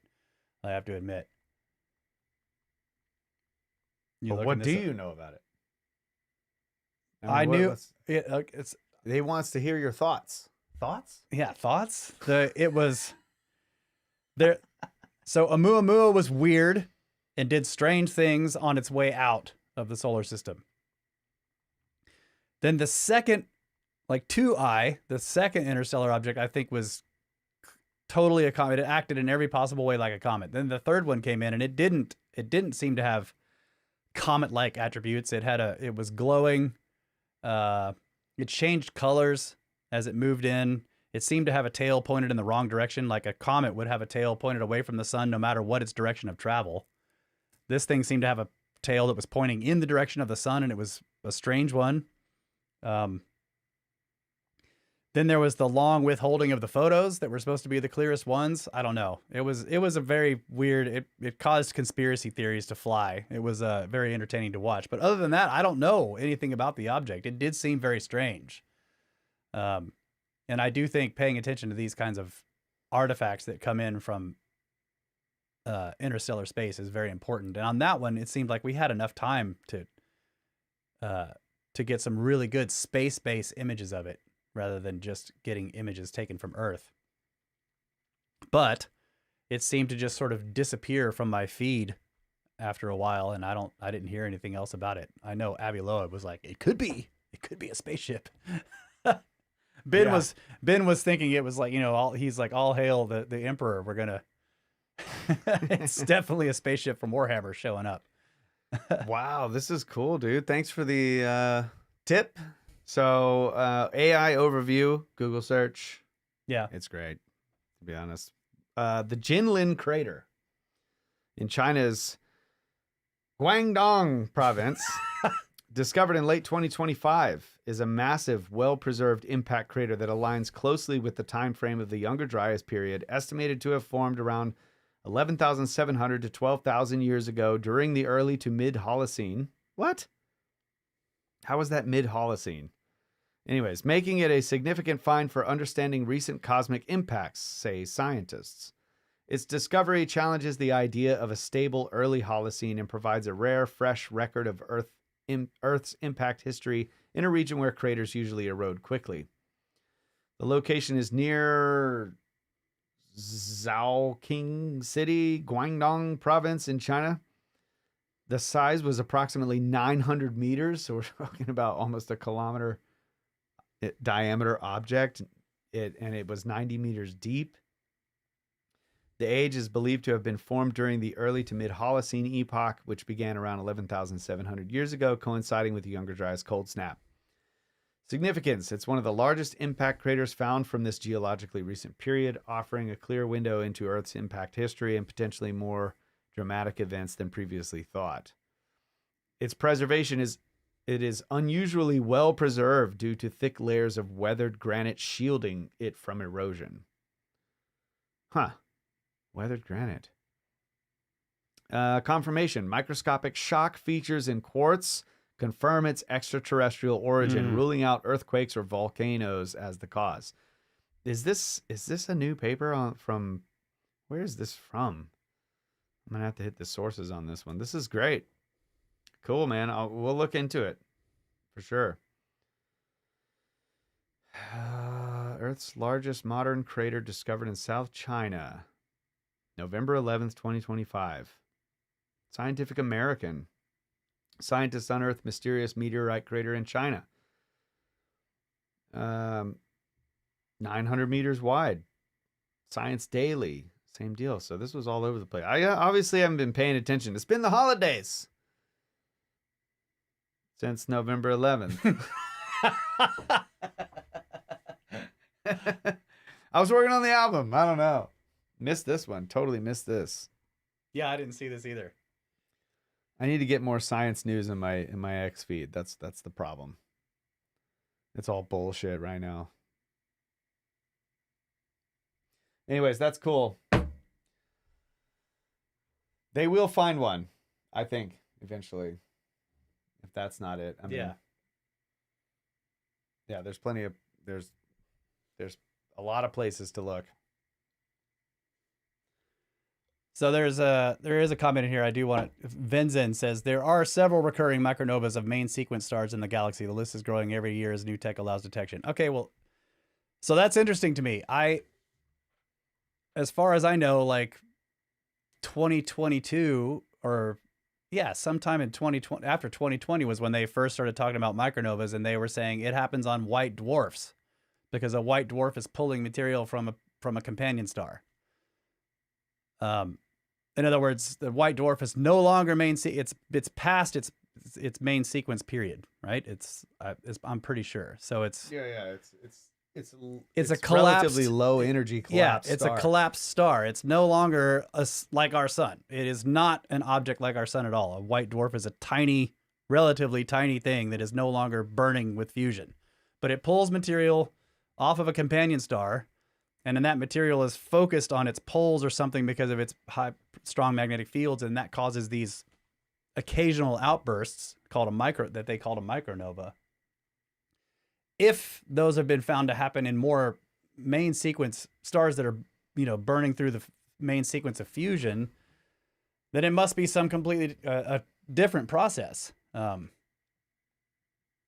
still interesting if that's happening. If that is happening, I would like to see it. I've tried to look before when this question was asked, like, can a main sequence star have a micronova? At least not in the way that a micronova is normally defined. So that's as far as I know. That doesn't mean it doesn't happen. All right. Next email. Yeah. We took a huge break from the emails there. We're never going to get caught up. We're not even going to get to 2025. We're still in August of 2024. Yeah. But, we could do a recorded show with emails because this is a live. Appreciate the comments. They've been great. Yep. Except for the suggestions. Yeah. Yeah. Stop making suggestions. Okay. This is called Awesome Marty Sodes from Michael. Says, good morning. Hope this finds you well. Hope the fam are all healthy. Thank you for those 2 episodes from Marty. They were top draw and most welcome. Putting the books up with the names of the authors makes it so much easier to go and download them and then read the books myself. I had never heard of, I think this is one of the where we did 2 back-to-back with Marty. Oh. Yeah. He said, I'd never heard of Jerome Carden. I'm now currently reading the book of my life, so please thank Marty for sharing. Love that man. The question is this, though. Why was he, I think he means Marty, involved in a head-on collision? What's the karmic scope here? Yeah, so this is now a bigger question. We have wondered this ourselves. Like, Marty was coming on and like going in detail through this very strange information on the podcast. And then all this terrible stuff started happening to him. Is this just by chance? I don't know. When you look at the history of people who do this kind of stuff, these kinds of things tend to happen to them, especially when they seem to be really digging into like what's actually going on. That suddenly I don't know how you would describe, I guess you could say the forces of evil like come against them. So yeah, this guy's asking, why was he involved in a head-on collision? What's the karmic score here? We need Marty because he brings knowledge and joy with the sprinkling of, we'll get to that later. At some point in the near future, I will connect to him and have a chat. This is Cosmic Shizzle Kyle, and protect him and his family if it's necessary. There are no accidents. Yep. I hope he and his wife are both healthy and the other driver and passengers too. Wow. Is Russ prepping a book report? I feel like we're due one. No pressure. Is there any way you could leak what the next book report will be so we can have a read before you start it, please? That would actually kind of be cool. I think the next one I want to do is the Tesla connection, if anyone's interested. Okay. Yeah. Is that what we're going to do? Yeah. Well, let's make a decision. That is the next one. Okay, yeah. that's Tesla the next Connection one. by Chris Dunn. Everyone read that. The update basically to the Giza power plant. Yeah. And his what was it called? Forgotten. The previous one about Egypt. Oh man, forgot. The forgotten name of the book. The forgotten name of the book. Yeah. The first book report we did from Chris Dunn was that book. And then the Tesla Connection, I think, is the continuation, because the Giza Power Plant, he wrote chronologically first. And then he wrote this other one that we did. And the Tesla Connection is the third one in the series, I think. Okay, so yeah. Velikovsky's Earth in Upheaval and Hapgood's The Path of the Pole melted parts of my brain, or at least some of my schooled thinking. Everyone knows of these books, but we don't read them. So the book reports are such an encouragement for people to read, and it's so important that we, well, it's you, not me, keep the narratives alive. Thanks for being awesome and doing the podcast in between everything else you do. Fecking awesome, mate.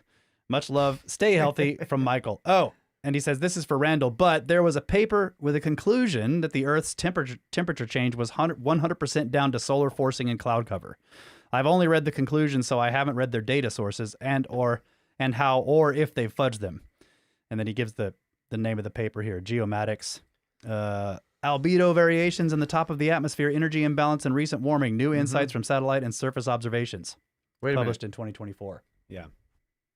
Yeah, no, that solar forcing. It's perfectly plausible that it's cloud cover. Yeah. But what caused the cloud cover? Why did it act so differently? I don't know. Cosmic rays. Could it be cosmic rays? Lost technologies of Egypt. That's it. Thank you. That's it. Yeah. Wait till they find out about the climate models. Yeah. Okay. This is, let's see, who is this? Gotta make sure I get the name right. Snakesis Lori. Yeah. Okay, it's called Forward. Holy bleep moment. She says, oops, I sent this to the wrong address. Original email below. And so she sent it to snakebrothers@gmail.com. We should probably have this email. That's right. Randall. Randall calls us that. The Snake Brothers. So it says, long-time listener, first time, yada, yada, yada. While driving and re-listening to episode 118, I had a sudden brain expansion. You were talking about cattle mutilations and exsanguination of the carcasses thereof. While wondering why, I thought of the blood sacrifices in the Bible in ancient South America. I now wonder if the ancients were aware that the gods had a need for blood and tissue and provided it. Oh my gosh. As we no longer make sacrifices, they simply take the materials they still need. Or they were doing that in the past. Yeah. And so the people were finding them and thinking like, this is what we got to gods make. want. Yes, that's what I thought. Yeah. That's it right there. Oh my They're God. finding like exsanguinated cattle, and they're like, we need to make blood sacrifices to the gods, because clearly the gods. They're just coming down here. There's a giant crop circle and a dried out cow, and you're like, okay. Oh my God. That's excellent. Yeah. That's really good. The fact that comparatively small amounts are taken suggests two possibilities to me. Either they don't require as much as they used to, or more likely, ancient humans subscribe to the still common idea that if a little is good, more must be better. I also offer this as the origin of the term overkill. I stopped driving to write this, and I have 6 more hours to go, so I got to get moving again. I just needed to let this out before my brain expanded anymore. It's really distracting. Fantastic That's email. cool. I love this idea that somebody's driving along and on the highway, and they're just like, I'm gonna type this email. Ed Fu text you later. What's going on, old boy? $5 of A's. Five A's. 5 A's. With Marty Coincidence conversation, he mentioned in the Immaculate Conception episode about doing an episode on that lady who they thought was murdered. I don't know. I don't know what you're talking about. There's a reply to. Yeah, Chris is just saying yes. This bothered me. Give us more context. I don't even know the lady they thought. Yeah, was murdered. Edfu, you can type more without donating. We'll read it. I think the donation gives you so many characters. Yeah. Okay. Gotcha. Yeah. Marty introed that episode with "Please don't literally shoot the messenger."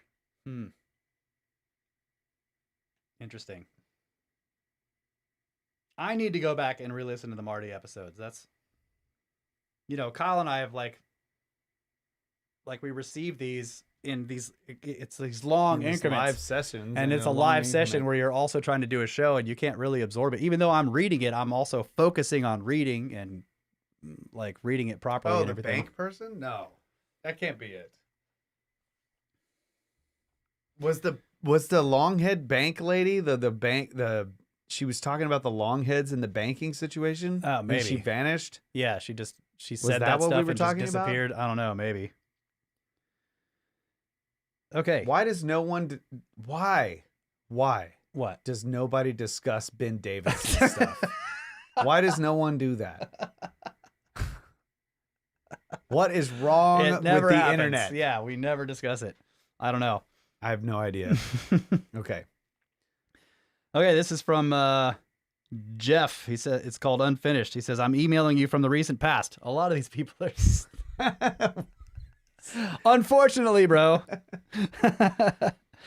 I'm listening to the summer 2023 episodes because I'm stubborn and had to start at 2 to catch up. Okay, not the banking lady. Sorry. It's been a couple of years. My work requires the use of my verbal processing center, so I can only catch up so fast. I could have built over 40 feet of a pyramid base by now, assuming they went from bottom to the top. Anyway, having now seen 2 versions of Unfinished, I was wondering if in any of your travels you've ever seen any signs of the excess that they appear to have been shaving off.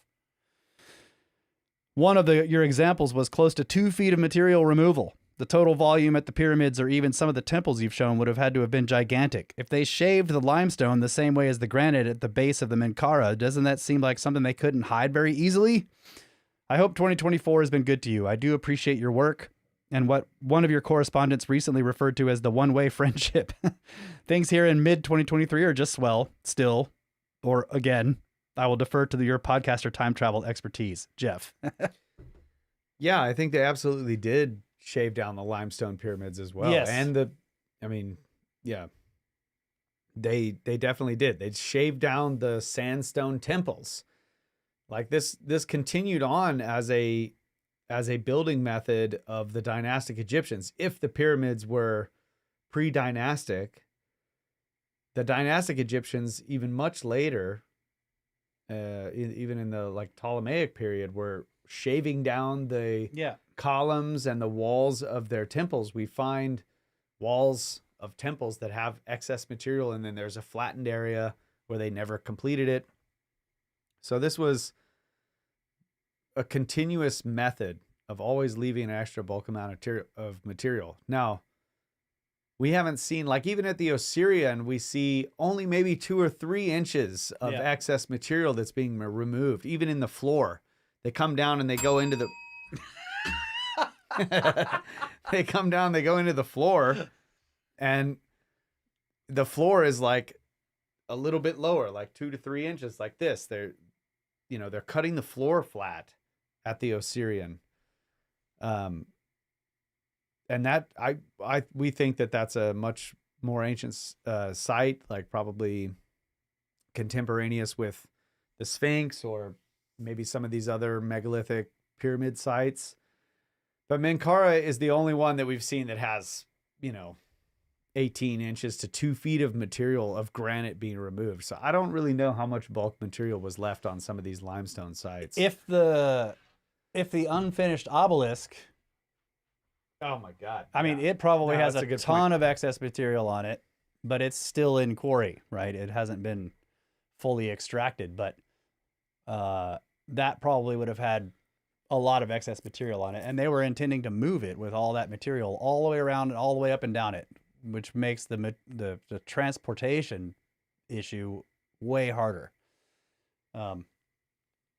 Stash just recently, Dad, Snake Stash just recently gave me the detailed information on his job where he was working in Galveston they were building the train bridge. The train bridge. And that thing was the bridge part that they moved. They built it. They completed the bridge part on the shore and then moved it a couple of 100 feet and got it onto a boat and then got it out into the bay where it was intended to go. Was 1,400 and something tons, around 1,400 to 1,500 tons. The estimated weight of the block of stone that the Ramesseum statue was made out of would have been 1,800 to 2,000 tons. Yeah. And the difficulty that Dad described in us in modern times, moving this bridge a couple hundred feet. These guys had to move that block from the quarry all the way to where the Ramesseum now. It's hundreds of miles. And you have to get it out of the quarry and you got to pick it up and everything like that. And then now this bridge that they build also, it goes up and down every day because it goes up to let the. Now, before you get to the bridge, the idea is that they floated these on the Nile. Yeah. Okay. The barge that they put the boat on. The bridge, yeah. The barge that they put the bridge on in the Galveston Bridge had a bilge pump. So they had filled the hull of the barge with water to sink it down. Barely, yeah. So then they suspend this bridge out over and they start putting the weight on that barge, and then the barge is like pumping water out of these 4-inch pipes right, so that the boat will go up. As the boat is becoming more buoyant, they're putting more and more weight of this bridge down on it. Yeah. Like the Egyptians, did they do this with the 2,000-ton block when they were setting it on the barge in the Nile? Right. Do they have a way of increasing the buoyancy of the boat or slowly? Was the boat like massively high? and they just set it. They have to raise the block way up there, and then start setting it down on the boat, and then the water is like flowing out of the channel as the boat goes down.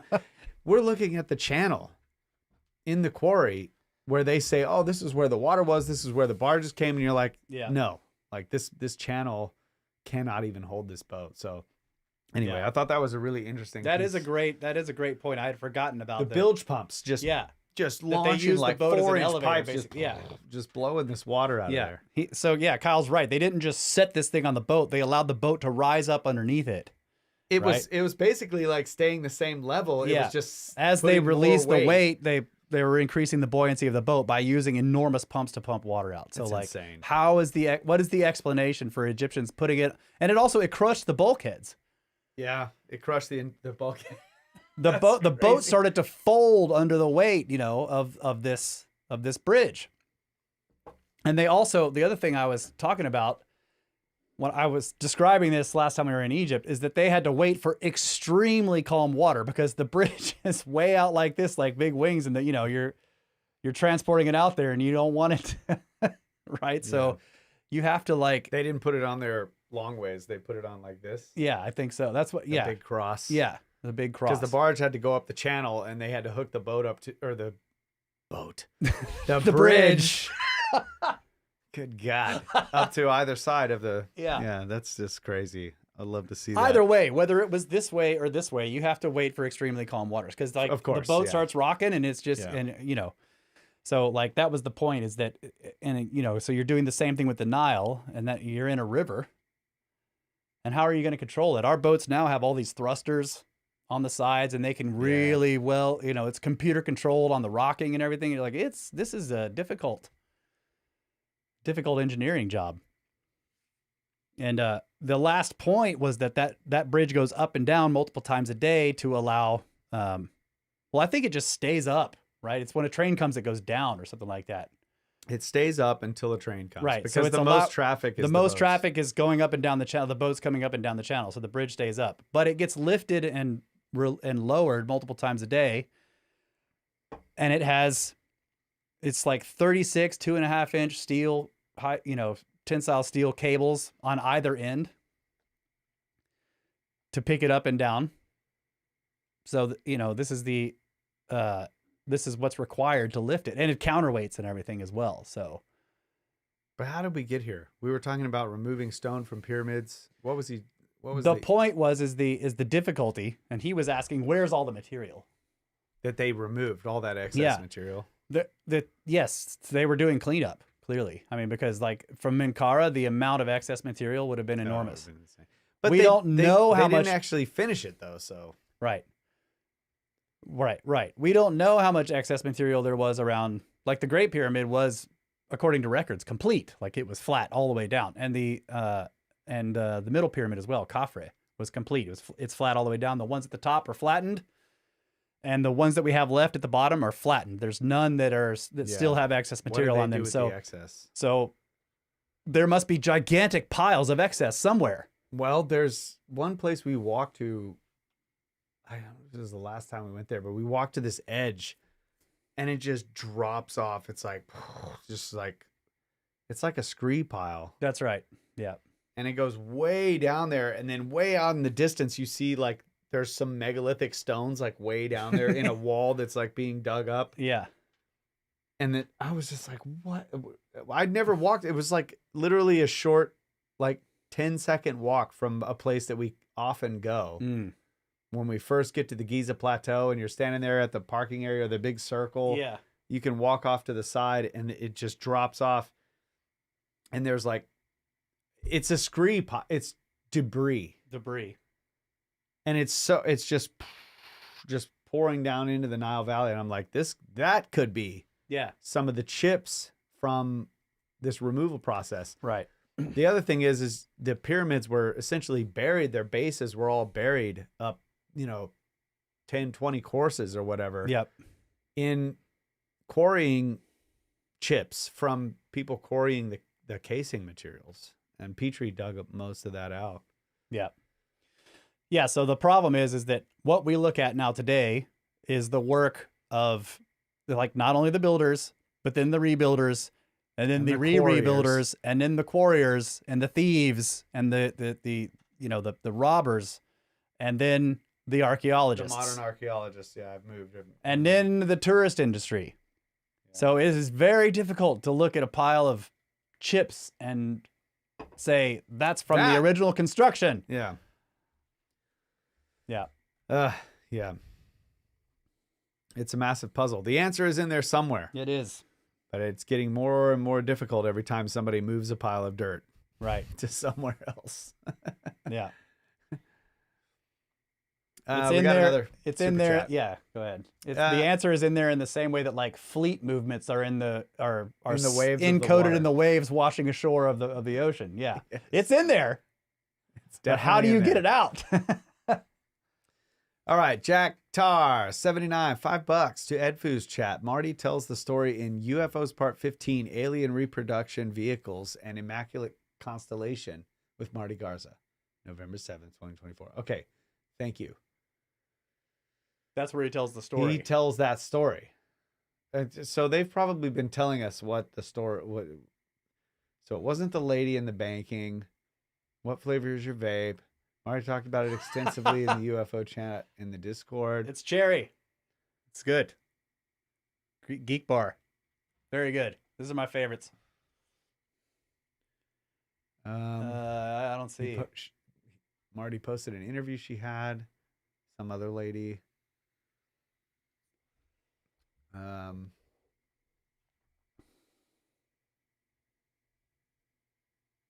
Yeah, I don't know. I'll have to listen to re-listen to those episodes myself. Any reflections on the Peru trip? Any reflections on the Peru trip? Yeah, it's been a while. Yeah. I mean, I'm sure you all know that we already think this, but it seems clear to me that the builders are connected. Like whoever was doing that stuff in Peru is connected in some way to people doing similar structures elsewhere.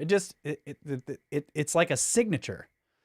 And when you're walking around in it, you're like, yeah, these people were talking to each other. There was some kind of communication because this is too specific.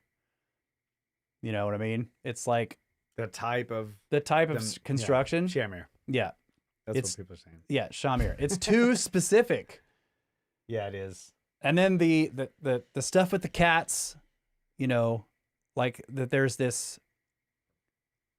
and then I think it was Rogelio, one of our guides there, was talking about how the reason the cat imagery was there was in these structures and was revered in this way was because they viewed the cat as not just an apex predator, but that it was incredibly intelligent. So that the symbol of the cat was saying this is, we're showing our intelligence, like that we are apex. That we're able to build this stuff is a symbol of the fact that we have like complex functioning minds. And they viewed the cat as like a symbol of cunning, of intelligence, right? Okay. And I think that's That's interesting. cool. I think that's interesting because this cat imagery is found elsewhere. It's also, I know, in Indonesia, associated with megalithic stuff. You know, the Chulpa Towers, the cat on the side of it, and then like Sacsayhuaman and the ancient city of Cusco being a gigantic cat sculpture, basically. That all of this puma, that this cat itself, I see as like it's almost like a mason's mark. You know, the builder is like, yes, it's like cat construction company. Göbekli Tepe too. Yeah. Man. Yeah. They call it like the fox, but there's also the puma looking lion. Yeah. thing. Yeah. That's cool. I've been really just, as far as reflecting, I developed this. We were all talking about it, but in my own head, I developed sort of a narrative about this refugee culture that was either driven out of their land by other people or by cataclysm. Something changed, something drove them out, and they're like refugees wandering down into the jungle, you know, through the mountains or whatever, through all this harsh landscape, and they come upon the sacred valley and find these monumental,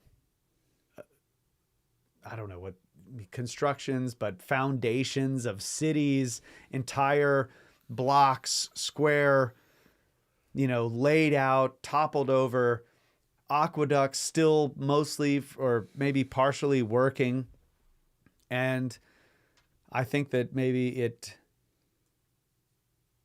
caused them to advance. It caused them to go through a period of like rapid advancement where they restored these cities, they built upon them, they restored the aqueducts, they restored all the systems that were left, they learned, they were digging, they were searching for and finding every possible platform that they could find or megalithic foundation that they could find and building upon it.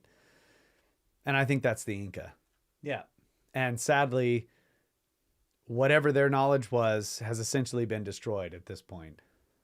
Yeah. You know, within 300 years, whatever they learned about this father civilization that they grew upon is gone.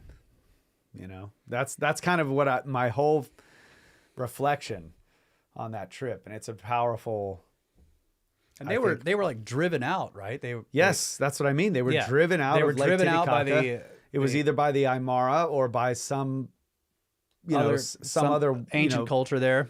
Well, it could have been a culture. It could have been a weather event or something that changed the climate or the conditions that they thrived in, and then they were. I don't know. I think it may be a combination of both. So it is interesting because it's like they're driven out from this place, and they're basically like now they are a people without a homeland. They're exiled. They're or exiled. refugees. They're wandering with almost nothing. Their entire culture, men, women, and children. And they come down into the Sacred Valley, and like what they suddenly build an enormous amount of megaliths. No, you look at their old structures where they were supposed to come from, and those are fairly primitive. Yeah.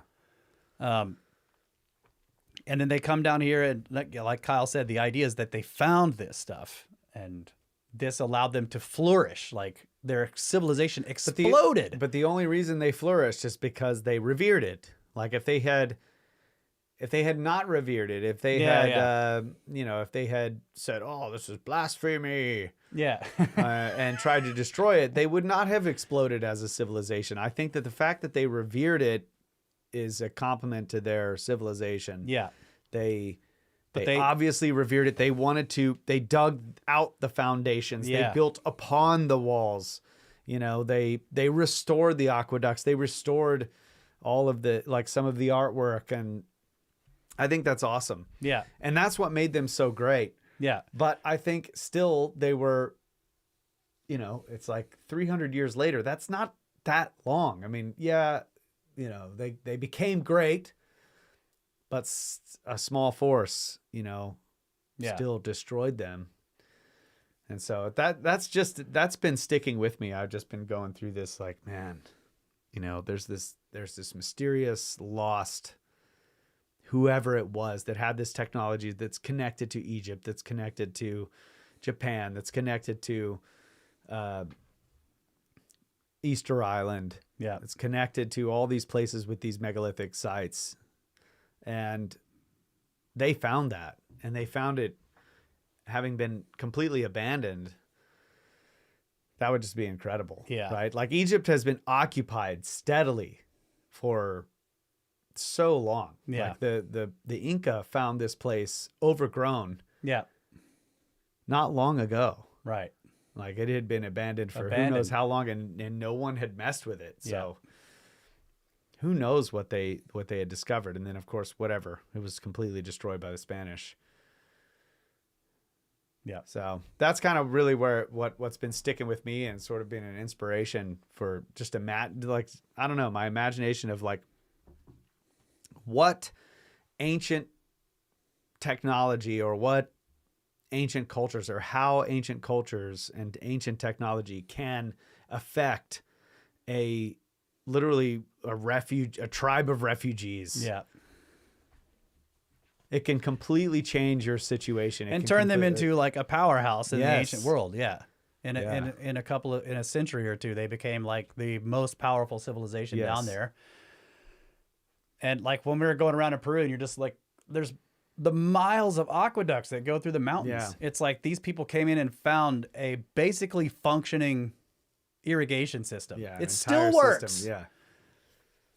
You know, it's certain that they had to repair some of it, but all of the infrastructure was already there. You just need to go up there, clear out some rock falls, and the water flows. And then stack some cobbles up. Yeah, you're whatever. like, oh, look, there's, go up. Why isn't the water coming down the channel? You start walking it. You get way up in the mountains. Oh, look, clear this out. Boosh. And then a couple of hours later, there's water flowing through the entire city. Flowing in the city. It's like a video game. Yeah. I want that video game. I want it to where you go in, there's a jungle, and you're just like cruising through the ancient stuff with your tribe, and you're like, hey, go up into the mountains, go follow that aqueduct. You start telling people what to do, and then they find the stuff, and you're like, oh, okay, dig this out. You solve the puzzles, then you start stacking stuff up, and all these mechanisms start working again. Yeah, and some of the guys come back and they're like, well, it goes all the way to the bottom of the glaciers. Yeah, it goes under the glaciers. Yeah, it just disappears under the glaciers. Under the the water ice. is coming out from under the ice. Yeah, dude. Yeah. So did the Inca like chip their way through the glaciers and try to figure out where? No. Did they like chip the glaciers out and do construction up under the glaciers? Right? To be sure that like the aqueduct. Yeah, you got to make sure that there's water always coming. Yeah. Yeah. Anyways, that's where I'm at. Okay, so we had another super chat right here. Oh, take on the labyrinth. The labyrinth. You misspelled it. It's labyrinth. Poor Joe. 5 NZs. Oh, we gotta give him shit, dude. Can't let him. The bro from Uncharted X has spoken on it. Your thoughts? Thank you for your work here from New Zealand. Yeah. Sorry, dude. I mean, It's definitely there. This is what's so frustrating about it. It exists. It's under the ground. You can walk around on the site. So cool. You know that it's there. It's extensively documented in ancient texts and historians, Herodotus, Diodorus Siculus, Pliny the Elder. Like it's documented, right? That this thing exists. We know where it is. We know that it's there. You can walk around on top of it, but whether we're ever going to get in there, I don't know. And that's... We won't. I don't think we will. But it will be gotten into. Yeah. The question is has it been gotten into before Petrie, right? So Petrie was there. He dug down, 10 meters and hit something, and he was like, this is the foundation. But it was the roof, according to all the GPR studies that have been done since then.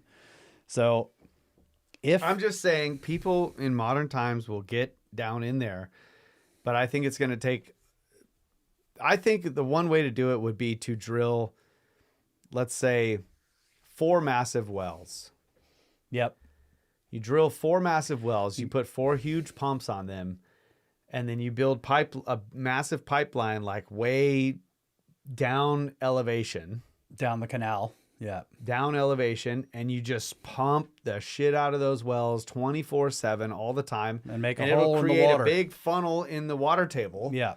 And eventually that site will dry out. You'll be able to enter the pyramid. You'll be able to go down there. I mean, this is a problem we have now with wells that pump too much, right? Especially in a system like what they have, which is really the water level is rising because of the dam. Yeah. It's not like there's major springs that are trying to bubble up. They've got a dam. That's what's raising the water table. Yes. So anyway, I think you could solve it fairly easily. You don't need to build coffer dams or whatever. You don't, but just drill wells and just pump them 24 hours a day. And pump them in a pipeline that goes way down elevation to get that water out. That's less work than a cofferdam, Yeah. but it's way more work than is ever going to happen. But this is like not hard to do. Like we do this kind of crazy shit all the time in the US. But they need to go out there and do some soundings, find the edges of the structure, and build 4 wells at the 4 corners. I think it would be, dude, going there to Hawara and just walking around on the site is so awesome. Yeah. It's all these, it looks like maybe potholed quite a bit. People have been digging in various places because it's real hilly, like these little tiny hills. Yeah. But it's just fragments, it's chips, it's like you can tell practically everything is an artifact. You're just walking on this like shards of artifacts, this pottery. It's just, and then occasionally you'll see like the capital of a pillar, just like the edge of it in the side of like a slumping mound. And it's like way down there, and you're like, oh my gosh, that's a top of a pillar, dude.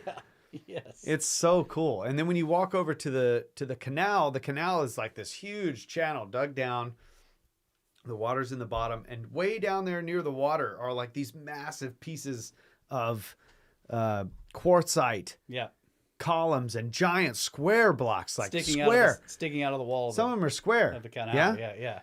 And like, where do we see giant square columns? Like, where else do we see that? Like with the Osirian, the Valley Temple. Mm-hmm. These are not common dynastic temple features. It's old. So it's just like, it's super cool to go there. It's a long way out, and then it's like, okay, like I guess the normal tour goer might just be like, okay, we're walking around on a pile of dirt, Yeah.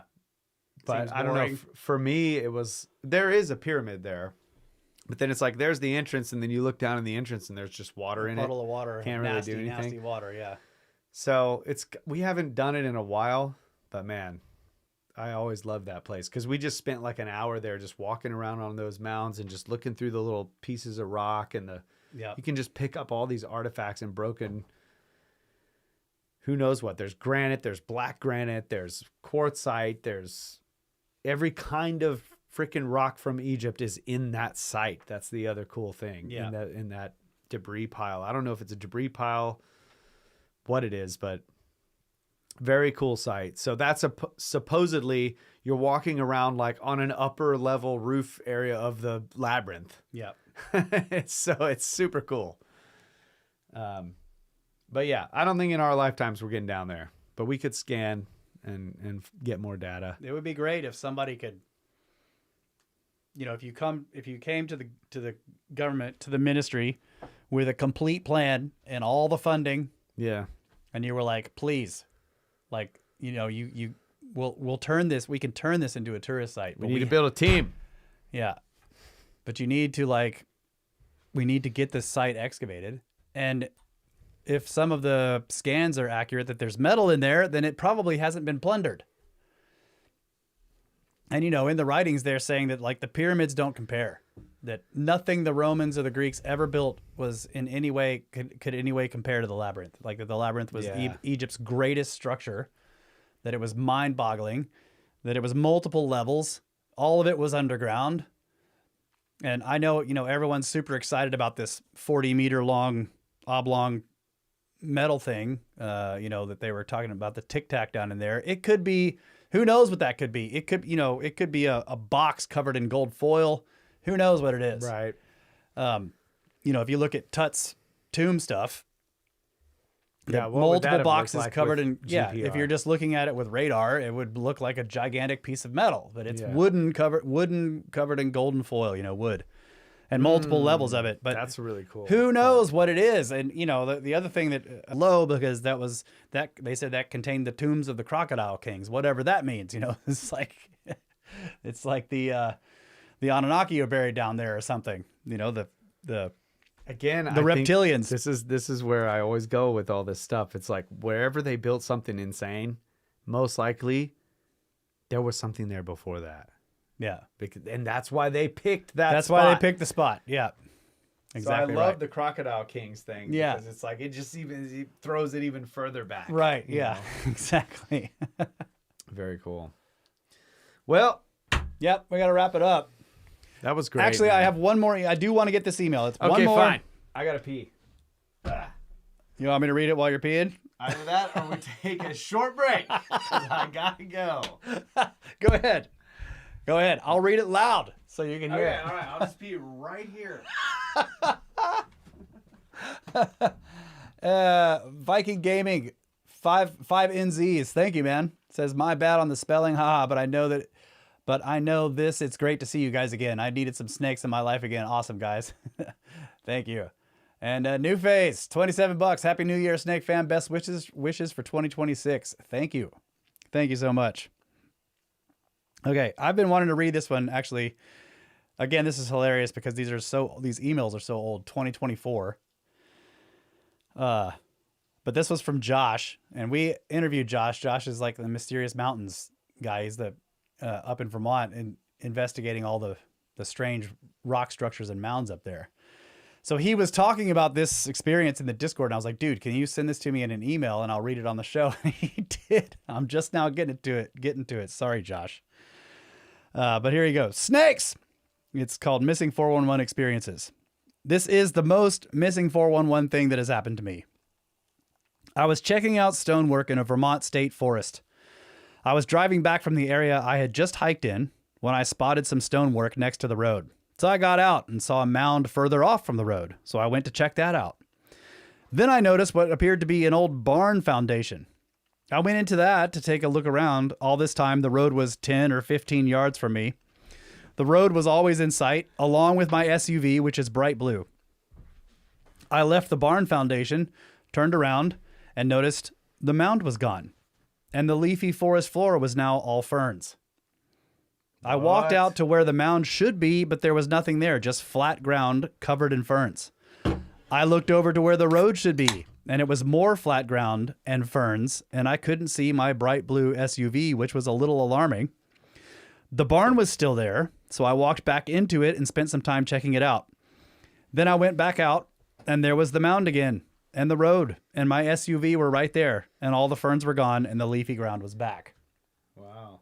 The whole ride home, I kept thinking, did I look in the wrong direction after exiting the foundation? Did I just age for 20 years? That wasn't possible because it was a foundation with a huge opening and I walked in and out of it. I kept trying to think if I had done something wrong to get turned around, but there was just no way for that to happen being so close to a feature and the road. Everything was in sight and it was very wide open. I was out looking at possible ceremonial stone landscapes, which could have been created by the Native Americans before European contact. One aspect of this kind of stonework is that it is often in areas that have a connection to the underworld, areas with bedrock, boulders, and spring heads. When you look at the map of caves in the USA and the map of Missing 411, there does seem to be some kind of overlap between the two. Another aspect of the stonework is that when I first started looking into the subject, there was a lot of mention of the little people. And often the stonework has niches within them to place offerings like tobacco. This makes me wonder if areas with high amounts of missing 411 cases also have a large number of ceremonial sites. One more kind of similar thing that happened when I was either 4 or 5. We were living at the edge of a forest in northern Maine. See the pinpoint on the map? Yeah, so he sent some maps here. Literally at the edge of civilization.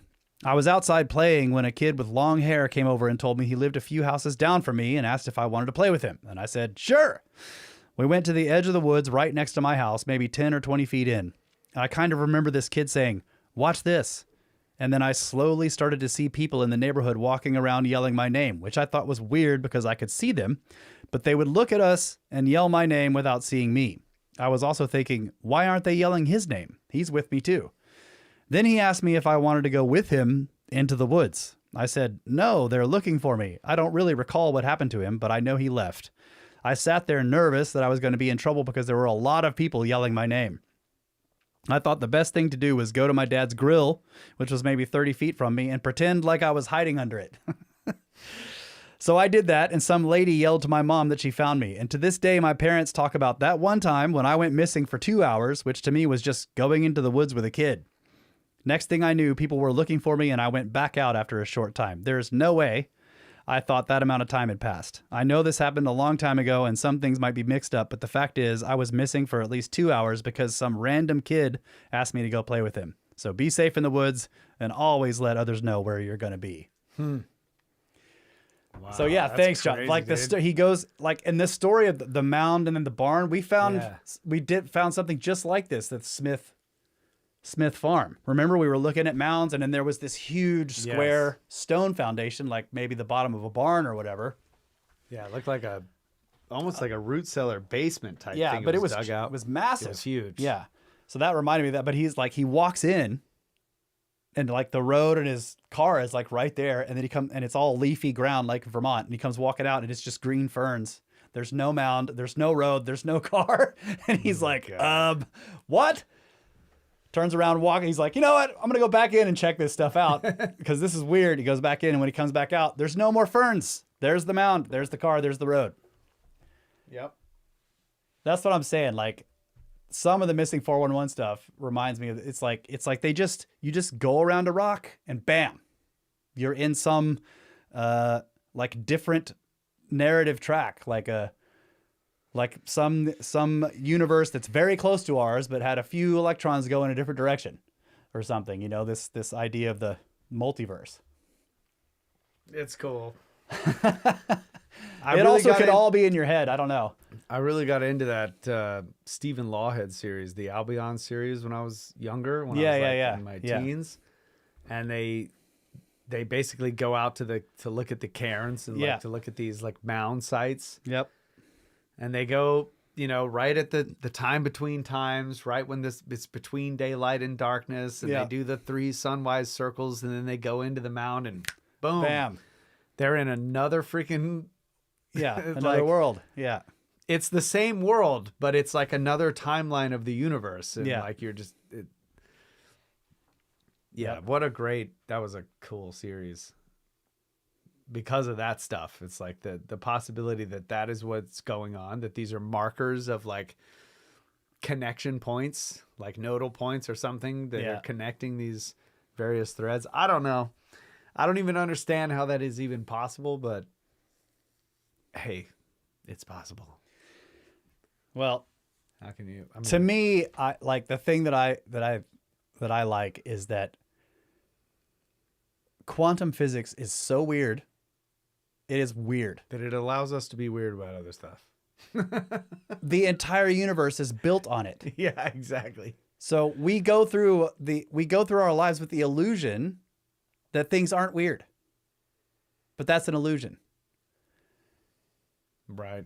That's true. The reality is that the universe is constructed of things that are very strange, like relative to our normal experience of stuff, that everything we deal with is constructed of things that do not act like the stuff that they make.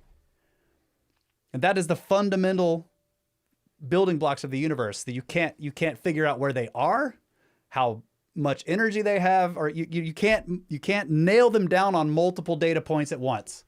Right? They're like clouds of probability. And as soon as you narrow down like, oh, it's right here, then you have no idea how fast it's going.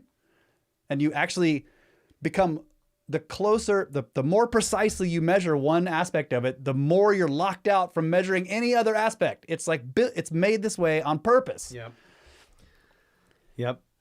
And I think that the fact that the universe is made of stuff like that means that the weird stuff everything's the more open. variables you remove from a single object and its behavior, the less you can actually know about how that that object behaves. Yeah. It's like, Yeah, that's like, right. You're trying to like, well, how does this object behave? You start removing variables, and then like you basically just get a number, Yeah. and which doesn't tell you almost tells you nothing. Yeah. The other thing that's weird is that things like the Fibonacci, or the what do you call it when it's the spiral? It's the phi ratio. Yeah. The fact that like we were just looking at these fossils at the top of these hills in that coral reef, Yeah. that fossilized coral reef, and I found this little one that had like a little post of crystal sticking up out of the tube. Yeah. And the way the cubical sort of crystals had grown on there, it was clearly like this Fibonacci spiral. And I'm thinking, how does Fibonacci, the ratio in this way, show up in such a dynamic system? Yeah. The Earth is spinning. Yeah. The Earth is moving around the sun. Yeah. It's being bombarded by stuff. The whole solar system is moving in this galaxy. Yeah. Like everything, there's earthquakes. There's all kinds of Right. stuff. And wind like, and water and waves. And yet, and there yet it is. the atoms of that are jiggling around based on the heat or whatever they're doing in the system that they're in, even locally, there's thousands of variables, maybe millions. Yeah. They stack the first cube like this. Then the next one is turned a little bit. Yeah. And the next This one one is turned. Yeah. With all these other variables acting upon them, they still do it. Yeah. Which is like, how is that like? Yep. That's and a then great point. when you look at the galaxy, it's doing the same thing. Yeah. It does it on the largest scale and the smallest. Which is insane. That's insane. That's Yeah. insane. Yeah. So there's That's something else going on. Like I don't understand how that, with no matter what variables you introduce in the system, when you look at it, it's going to produce this same exact or same mathematical. Yeah. And that ratio, and then a bunch of other ones, there's like 15 or 20 other numbers that are so precisely fucking tuned. Yeah. You know, that you, But it's not a force. It's never been defined as a force. right. Yeah. Right? It's not something that you can measure like charge. Right. Yeah. It's not a force. And yet it is pervasive across Right. scales Yeah. Yes. of time. And It isn't distance. a force like electromagnetism or gravity No. or something like that. And yet it seems that can be measured in increments, or it can be Yeah. measured in like by but it simple is equation. nevertheless some kind of fundamental property. It is. Like this fine structure It constant is, and the speed yeah. of light and all these other, and all of them are tuned. Like you change one of them to tiny bit and suddenly the universe is totally different. Yeah. You know, it's all clouds of gas or one gigantic black hole. You know, if you move one number a tiny amount, like, so this is the, you know, again, it's like the anthropic principle. Or it's like, you can explain it by saying, well, the only way we can sit here, the only reason we're here to be able to think about it is because those numbers are that way. It doesn't mean they're special. But that's like the most boring possible way to think about that problem, right? Those numbers are all tuned in such a way that consciousness is possible in this universe, and therefore you're here to wonder why those numbers are that way. In other words, the causality is the other way around. But they didn't have to be that way. So if the universe is a gigantic accident and there's only one of them, why is it this one? It seems incredibly unlikely, right? Which again, I go back to, like we said this That's in where some it of the leads first you. Episodes, like everything is unlikely. Like we starting out with the most unlikely system. situation. Yes. Yeah. So yes, you can't be like, well, that's like incredibly unlikely. Yes, you are in one. Yeah.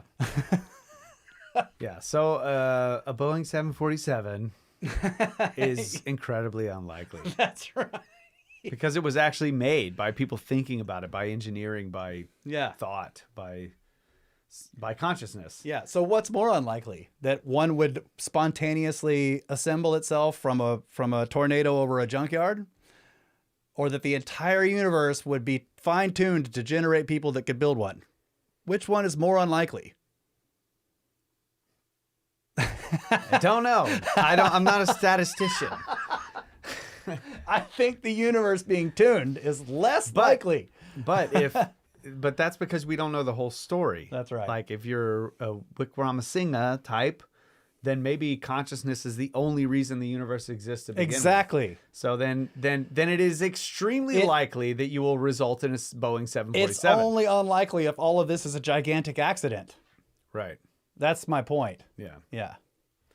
So it seems like Chandra's way of looking at the universe is even more plausible way of looking at the universe, because everything that is becomes more likely. That's right. In his way of looking at it. Cremo is the same. Like his stuff, the book that he wrote with, I never can remember the other author, Michael Cremo, Forbidden Archaeology. Their whole point was that consciousness is fundamental, that this is part of their belief system, and that humans or something like us has been a part of the universe from the beginning. And this is why you find artifacts, you find gold chains in coal that's supposed to be 350 million years old, because there's always been intelligent, sentient life. Always. Yeah. So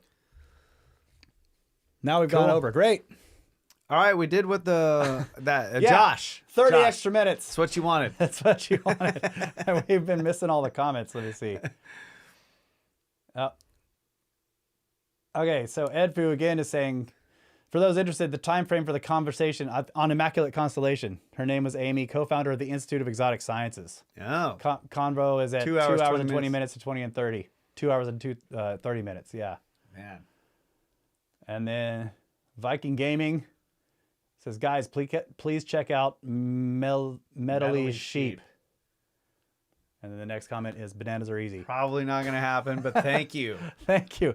Richard Thompson. Thank you. That's it. Michael Cremo and Richard Thompson. Yeah. All right. We got to wrap it up. Great time. Yeah. Love it. It's always fun. We will keep doing these communications episodes until we're caught up. But I really like that last one from Josh. That shit, the universe is weird. It is. It's strange, and I think sometimes is. people just walk through a fold in space and they never come back. Yeah, it's discussions like that we just had. When I look at this broader perspective, where I can say like, yeah, okay, yeah, that it's when I get like down into the details, I'm just like, I don't see how this is possible with like things bumping against each other and stuff. Yeah, but then when you look at it in this broader picture, it's just like, yeah, okay, you could just there could just be random weird places on the earth that actually are part of some greater pattern that we cannot see, but waves in a greater pattern that we move through sometimes. Yeah. But that people were able to find and build things upon. Yeah. And they did stuff that we don't understand and haven't experienced ever. Yeah. In our modern history. Yep. It's cool. Completely agree. All right. Triangles made of sand. Yeah. I mean, stone. Thank you guys very much. Again, brothersoftheserpent@gmail.com. Send us emails. I will read them. Sometimes I read them on the show. New website, brothersoftheserpent.com. And where is the music? We are value for value. So if you like what you hear, you can, support us through Patreon. We would really appreciate that. And to everyone who sent super chats and donations in through the live stream, thank you guys very much. We really appreciate it, and we love ya. Always have. Always will. Good night, Adamu. Get back to work. The buttons don't work. So the buttons don't work. We're still on camera. Snoikes. Should we play him a video? Sure. How about Walls of Cusco?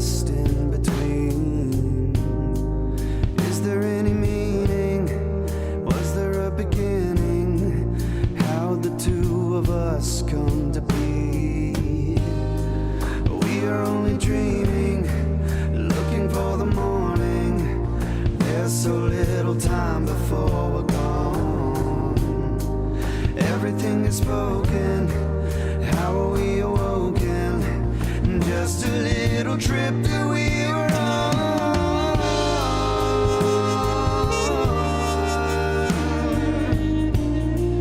Every little diamond in her eye,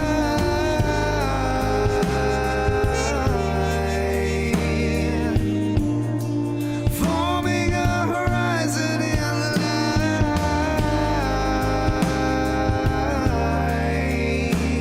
Yeah.